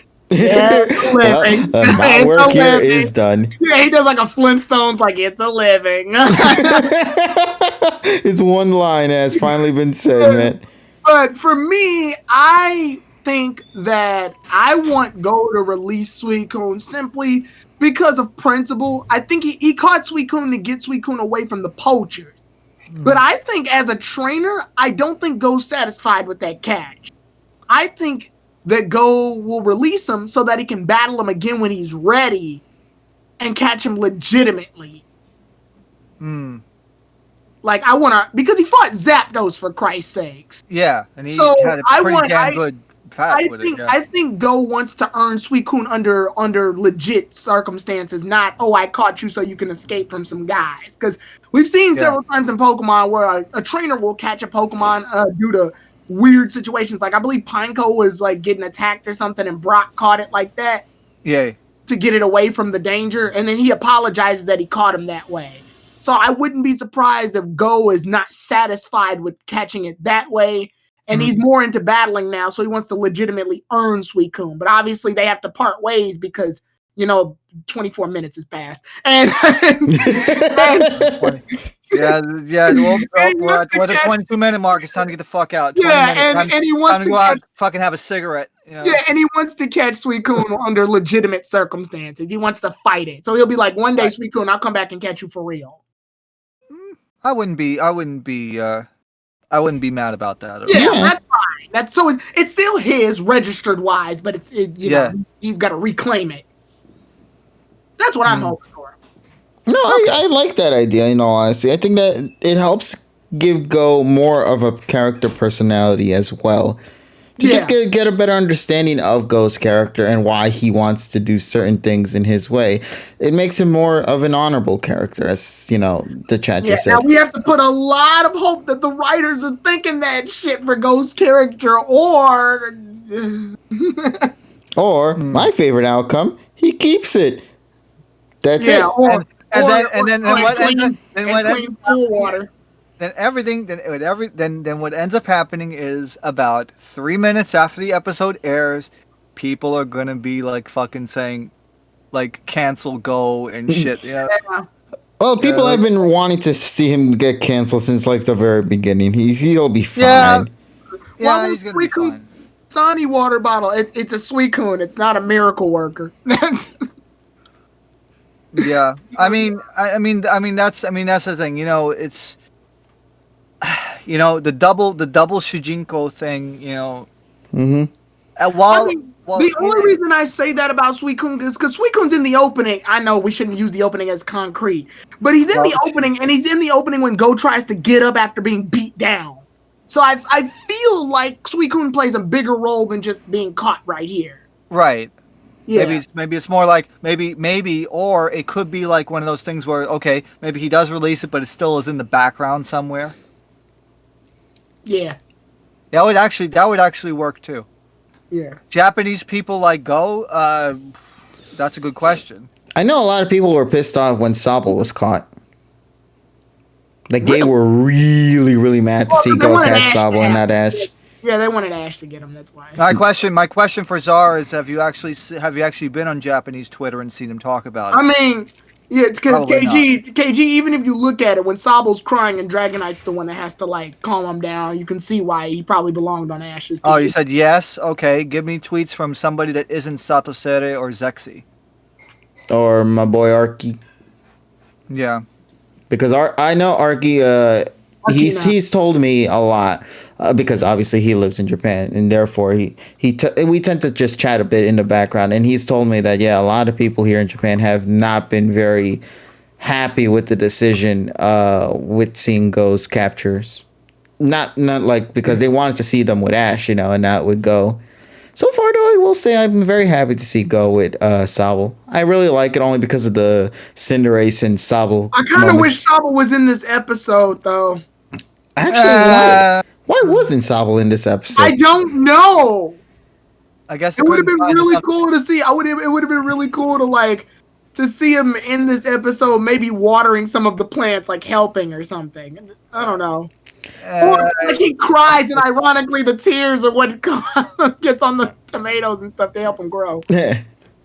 Somebody says Grookey appears. Don't worry. I mean, Go will be a fantastic character if he catches Grookey. He will be redeemed 100% if he catches Grookey. I'm just saying.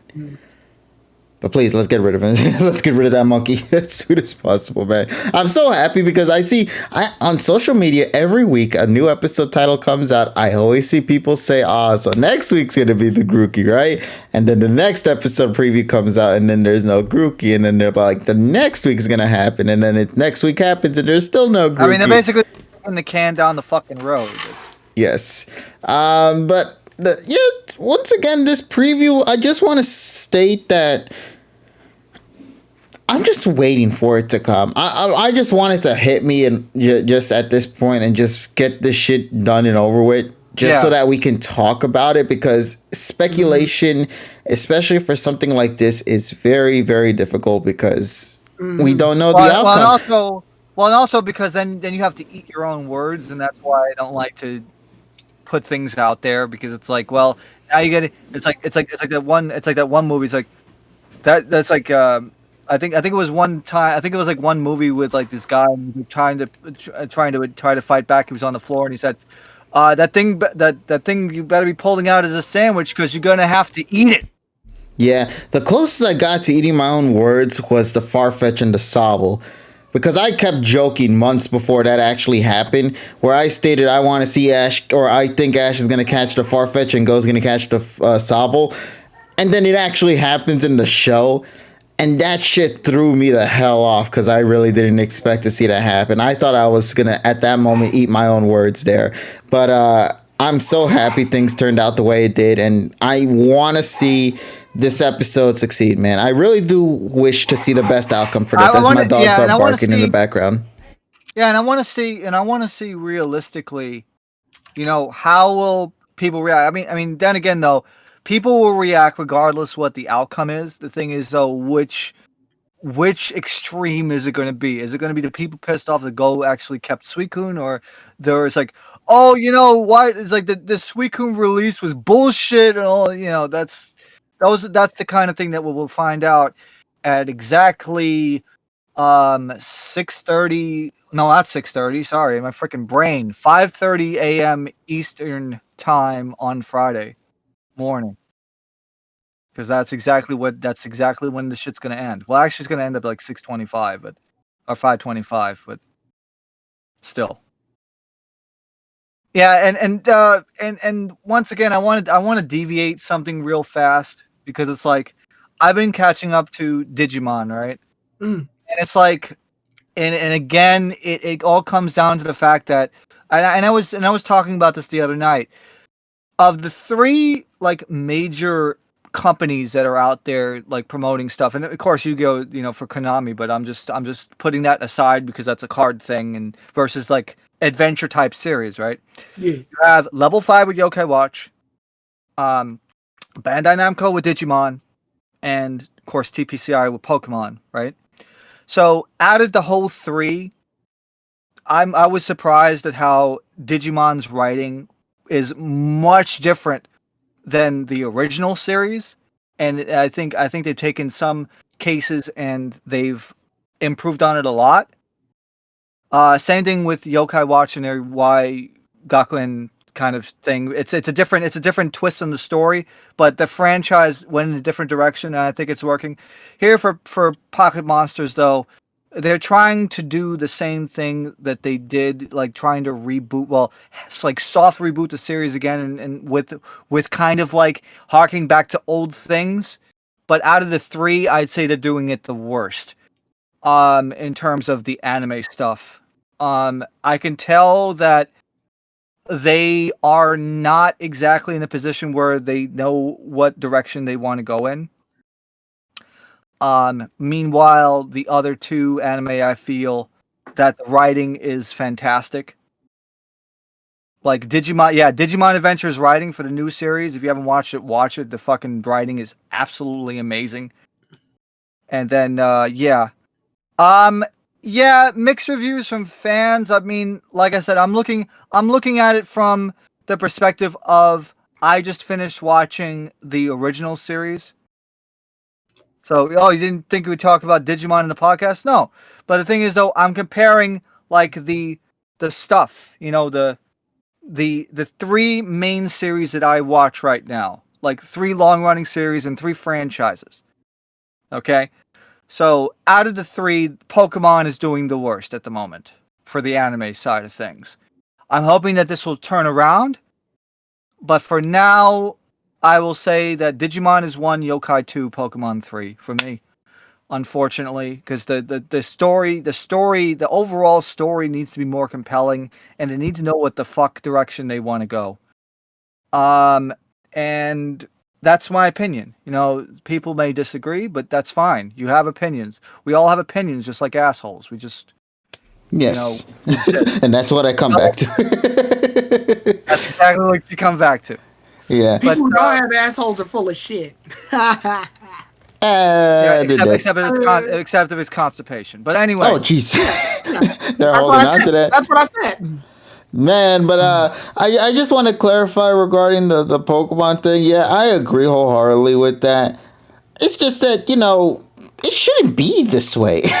No. It really shouldn't. I see so much, and this is something we've kept bringing up so many times. And even in an episode like this series has a lot of things that they could pull off from whatever they got on their table, and they just don't take the opportunity to go with it. This is a perfect example of an episode that does things right despite still being a very simplistic episode. Like, for example, Go using the Pokedex entry to learn more about the Dog Trio, with, Koharu being able to be the kind of leader in the group and talk a little bit about it, the JPR that appeared in the call. There's a lot of factors in the episode that I think that are still, stuff that we kind of want to see more from Journeys. That just makes everything feel so connected. Am I? You're You're still here in the, in the good hours. What's up, buddy? By the way.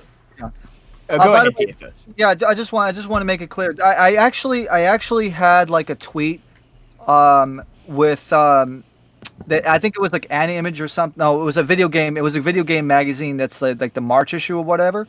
And they actually show like the official Japanese Romanized names of some of the other characters. Like there's like the what is it? B is called Beet, Beet, I think. I think that's what her Japanese name is. You mean like the vegetable? Yes. Neat. It's a Saiyan name. Beet. Yeah. I didn't know that, actually. Yeah, one of the main characters, I believe, in the Chinese Dragon Ball Z MMO is called Beet. Well, most of the Dragon Ball Hero after vegetables, aren't they? Yeah. That's the point. All the Saiyans are named after vegetables. Actually, the main character in Dragon Ball Heroes is named Beet. Let me just answer this question quickly by Rescue Squad Culp. The Yokai Watch Gakuen, the series that is currently on, you need to watch it. They finished up the first year, and the last arc, the final arc of the first year is like the last like 10 or 12 eps. That is all worth the fucking watch. You gotta watch it for the fucking story. Lots of twists, lots of excitement, and like I said, that arc alone made me even more pissed off about Pokemon's writing. Yeah, and I got a chance to watch a little bit of it a while ago, and I even told TSS I really liked how they established one particular character's big end So I was happy with that. But yeah, so JPR, first of all, hello. Welcome. Hello into Yes, the hello. video. How are you guys doing? No, we're doing fine, man. In fact, you actually reminded me of something that I want to talk about later before we wrap things up, actually. So I'm going to go grab said things. But yeah, how you been, man? Is everything all good? I've been pretty good, although I am quite a bit behind on Pokemon Journeys, and by behind I mean 3 whole episodes. So I didn't want to take up too much time and review an episode that I have no idea what I'm talking about. So instead, review the preview then. yes, indeed. Let's review the preview, I suppose. I did just get done watching I Want to Eat Your Pancreas, which is a surprisingly good movie, despite what the title may lead you to believe. Yeah, finally somebody out there has seen it. So it's incredibly good. It is incredibly good. I would put it up there in like the same tier as like A Silent Voice or Your Name or other similar films like that. I quite enjoyed it a lot. Yeah, I really did. Very funny title, great premise nonetheless. Oh yeah, like I was not expecting a lot going into it because I was like, who titled this thing? Come on now. But then at the end, I was like, holy crap! Now I understand why she wanted to eat the pancreas. Well, then again, though, you got to think about other like feature films that had like weird titles, like 7 centimeters per second. Yes, that's another one I've seen. It's also quite good. Yeah. I mean, there's a lot of stuff in Japan. The yokai games are good. I would say start with the second game because the second game is a lot better in my opinion. Although Yokai Watch 1 for the Switch, which is a remake, if you actually want to get that, well, the problem is it's Japanese only. That's fine too. But if you want to start in English stuff, you want to start in 2. 3 is my favorite game so far, but 4 is really good. But 4 is only in Japanese. Anyway, continue, John. Oh well, I didn't have much else to say other than that. So, I mean, keep going if you want to. No. All right. Somebody wanted to ask about that's the second thing I'm good at, but this is a Pokemon. I mean, I guess, John, you can also let the people know what you can let the people know what you also posted on Twitter a while back. I was wondering if that was what KG wanted to bring up. Yeah, that was. And actually, since he was here, you are the man of the hour. You were the one who established it. We're telepathic here on the PokePod. Yeah, of course, exactly. Of course. We're in sync. Now then, would you like to go, get into saying that sort of stuff? Because I think it's very important because it's also going to happen here on this channel too. So I feel we probably need to talk about it. It's happening on my channel Saturday night, not actually at night. It's going to be at 12 p.m. Eastern time. It's going to be on this Twitch channel. We're going to get to the AnipokeTuber Super Smash Brothers Ultimate bracket. It's going to be 16 content creators in the community all going head to head in Super Smash Brothers. You got people like me, KG, Tyrone, a decent chunk of the PokePod in there, as well as some Anapoke bros in there as well, like Raph and Zach. So it's gonna be a good time. It's gonna be a very, very good time. We haven't decided like what the prize is gonna be or anything. It might just be for fun, but it's gonna be a fun time. If we make this like a continuous thing, I wouldn't mind putting down some fun prizes for that. Oh, sure. I mean, I told people in the chat, they were like, is this going to be on price? It's like, that's up to you guys. I have no clue. And if you want to help, you guys can contribute by donating. Olive Garden, no. We're going to be the Sonic movie. We're going to give a $50 coupon for that shit. Anyhow, make sure that you tune in and you rep all of your boys in the PokePod because we are going to be giving it our all trying to win this thing. So make sure you tune in right here at KG's Twitch channel on Saturday for that. It's also going to be on my Twitch channel as well. I can stream. Oh, and Tyrone. All right, I might actually stream some of my stuff too. Like as long as you have a capture card, like we're probably just gonna sit in the lobby. To those who have capture cards, basically will be the ones to offer to stream stuff. So we're gonna have it available for everybody. So we're obviously, as we're doing this too, we're obviously gonna have people come in to talk about the battles that's going on, and even probably commentate as well. I know Richie is probably also gonna contribute in some of the commentary stuff, I believe. And, it's a little misleading that Richie is not participating in the tournament, but he will be commentating. So you will have Richie here as well. So look forward to that. Yeah, so there's something for everybody here, and I hope everyone gets a good time with it. If we make this a continuous thing, though, then this will be great. And as I mentioned, I don't mind offering up a couple of prizes here and there. I always love trying to contribute to the community in some way, shape, or form. So I'll always be open in regards to that. But yeah, so once again, ladies and gents, as we stated, this upcoming week on Saturday, We're going to have a nice brawl down with a lot of content creators from the anti-poke scene. And we hope you guys are looking forward to it. It's going to be a lot of fun. At the end of the day, we're all here to have a good old time with the community and with just the content creators. John, if you don't mind, because I know you also said others can join in terms of commentary, I would like to commentate on some. Yeah, absolutely. We're probably going to have like maybe 2-3 commentators kind of rotating in and out, depending on how many people want to do it. And also, if you I've heard a lot of right people. I've heard a lot of people like my commentary on Smash. So. Well, definitely, I'd be looking forward to commentating with you, Tyrone. I think that would be a lot of fun. But also, if you are an Anapoke tuber or in the server or anything like that, and you are interested in this and you're just now learning about it, we have 1 slot left to get an even 16-man bracket. One person will have to have a bye if we don't get that extra person in. So if you're interested in filling that 1 slot, then just be sure to let any of us know, and we'll put you in. Exactly. So, looking forward to this Saturday at 12 p.m. Eastern Standard Time, correct? Yes, that is absolutely correct. All right, so you can look forward to it here on this channel on Saturday. It's going to be a lot of fun. Of course, we have a lot of things planned for this channel this week, because tomorrow, after Tyrone's stream, which I believe, what are we doing for tomorrow, Tyrone? We're doing tomorrow for Tabletop Tuesday. We're playing chess.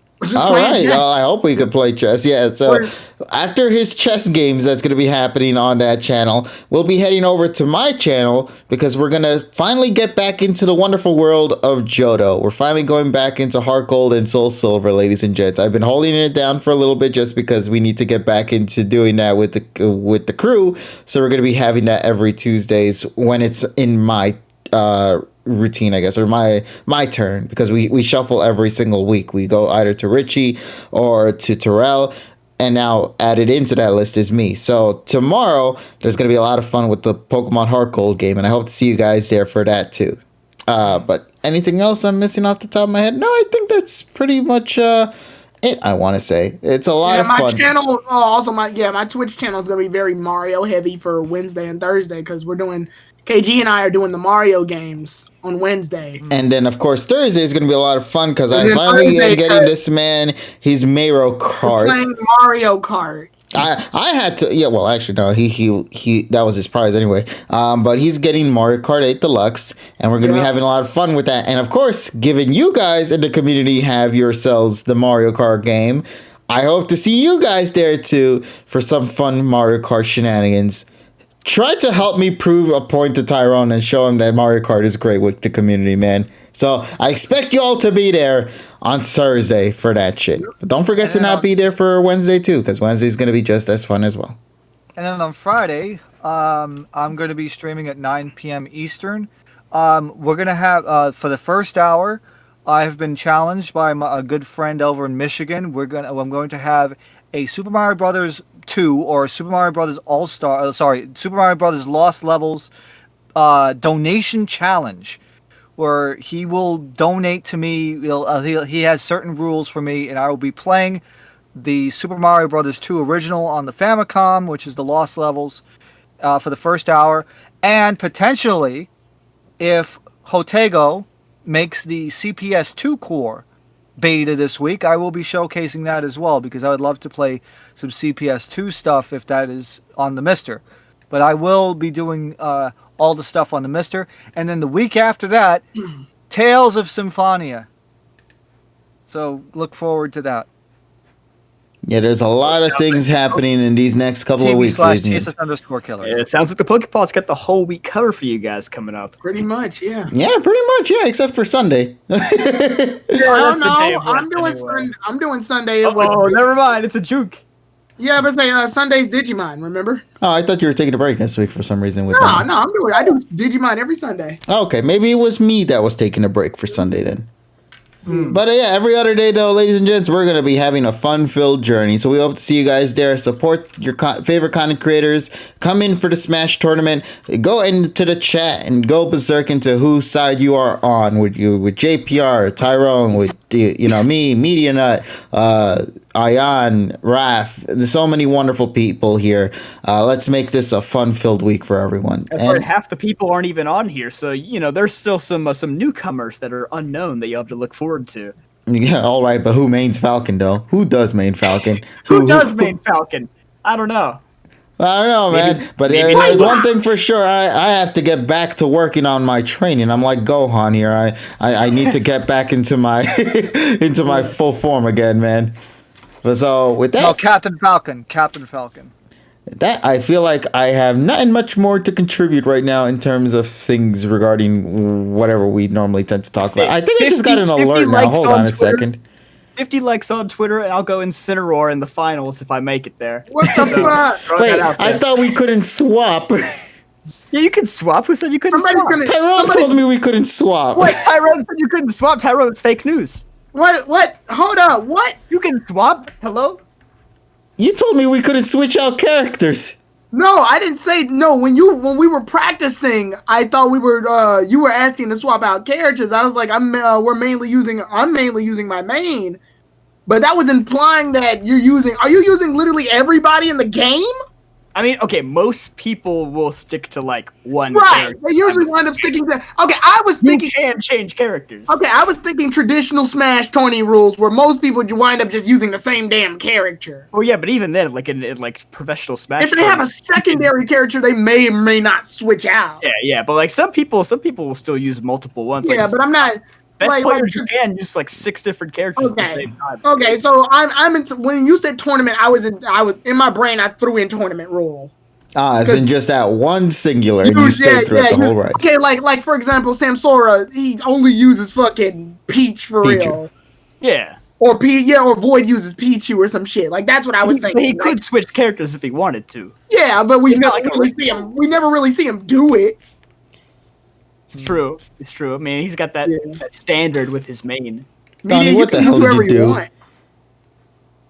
Well, Well, Did he fucking do it? he did it. He The did man it. lad did it. and he chose the best image of Jesse. Oh no! All right. From Meow staring blankly out into the field. I had not seen that till now. So funny. No, I mentioned it in our review. I'm like, that's a Venus rock right there, just hidden in the background, man. That shit's just like waiting to be censored. And lo and behold, someone went ahead and censored that shit. Much appreciated for your censorship, Donnie. We always Well, love that shit. Wasn't gonna do it. Somebody had to. Exactly, man. And I applaud them for going out of their way for that. All right, so yes, once again, ladies and gents, make sure tomorrow, 10 p.m. Eastern Standard Time, tune in on this channel for Heart Gold. On Wednesday, tune in for Tyrone's Mario shenanigans. Thursday, once again on Tyrone's channel for Mario Kart 8 Deluxe on the Nintendo Switch. For Friday, we got a couple of things happening there. Of course, TSS stated before he is going to be playing at 9 p.m. Eastern Standard Time, so make sure to go and look forward to that. As for me, as you guys already know, every Friday nights, we always continue to do contributions to the anime reactions. So come and join me as we react to the latest Suicune episode that's going to be coming out in just a couple of days. However, alongside that, we will also be doing more reactions in that week. We will actually be reacting to a new anime that came out during this season, and I'm very much excited to react to that alongside with my buddy Evie. So look forward to that as well. Now, anything else for Saturday? We have a lot. Of course, once again, as JPR mentioned, we will be having the Smash tourney happen on the channel, as well as on various other platforms if you wish to see them as well, such as in Tyrone's, to name an example. But aside from that, at nighttime, join us as in the Fox Journeys within Persona 4 Golden in the Insane Game Freaks channel too. So Yes. and then of course we wrap things up on Sunday with Tyrone's Digimon playthrough. So once again, as JPR mentioned before, just a fun-filled week, and we hope we can make you guys happy throughout the whole week, man, because happiness is the best gift that we can give out there. So to those that are here with us at this moment, thank you guys so much. I want to thank everybody here in the call as well, to Tyrone, to TSS, to JPR, and to our special guest of the week, our buddy Dean, who had made an appearance once again. I miss Dean. Yeah, he showed up for the first hour, man. But he's doing great, though. Just to Yeah, let you John, know. if you had been here when Dean was here, man, that'd be PokePod, what, 2015, 2016? For real, that would have been a real throwback. Yeah, but hey, we got That's you the in here Haram- in the same session as him, so I mean, technically Yeah. that kind of was. Yeah, that's the Harambe days. Never forget Harambe. Never The forget. Grobama. Yes. Oh, and the Grobama. Oh my gosh. Yeah, Some good memes never times. die. Yeah, no, they always live on in our hearts. My favorite one will still be the Satoshi McLovin one. Yes, that's the best shit ever. That we started the journey with McLovin. We ended Sun and Moon with McLovin in that podcast, and I was so happy. It was a full circle. You could say it all came together in that moment. Yay. So once again, to everybody here in the call, thank you guys so much. Make sure to follow these guys in their respective Twitters down in the front segment below. And if you do follow them there, make sure to go and follow them in their respective Twitch platforms too, and on their YouTube channels to be caught up to whatever daily shenanigans or weekly shenanigans they have to offer. And with that, we are now going to call it a night. So with all that being said, thank you guys once again for tuning in for tonight. And we'll talk with all of you guys later in whatever video we make. Please make sure to take care of yourselves. And as always, as TSS would always say, Wash your fucking hands. and have a good night, everybody. Take care. Oh, God, I almost just choked on the tea there. Take care, everybody. Bye-bye. Bye. Iced tea.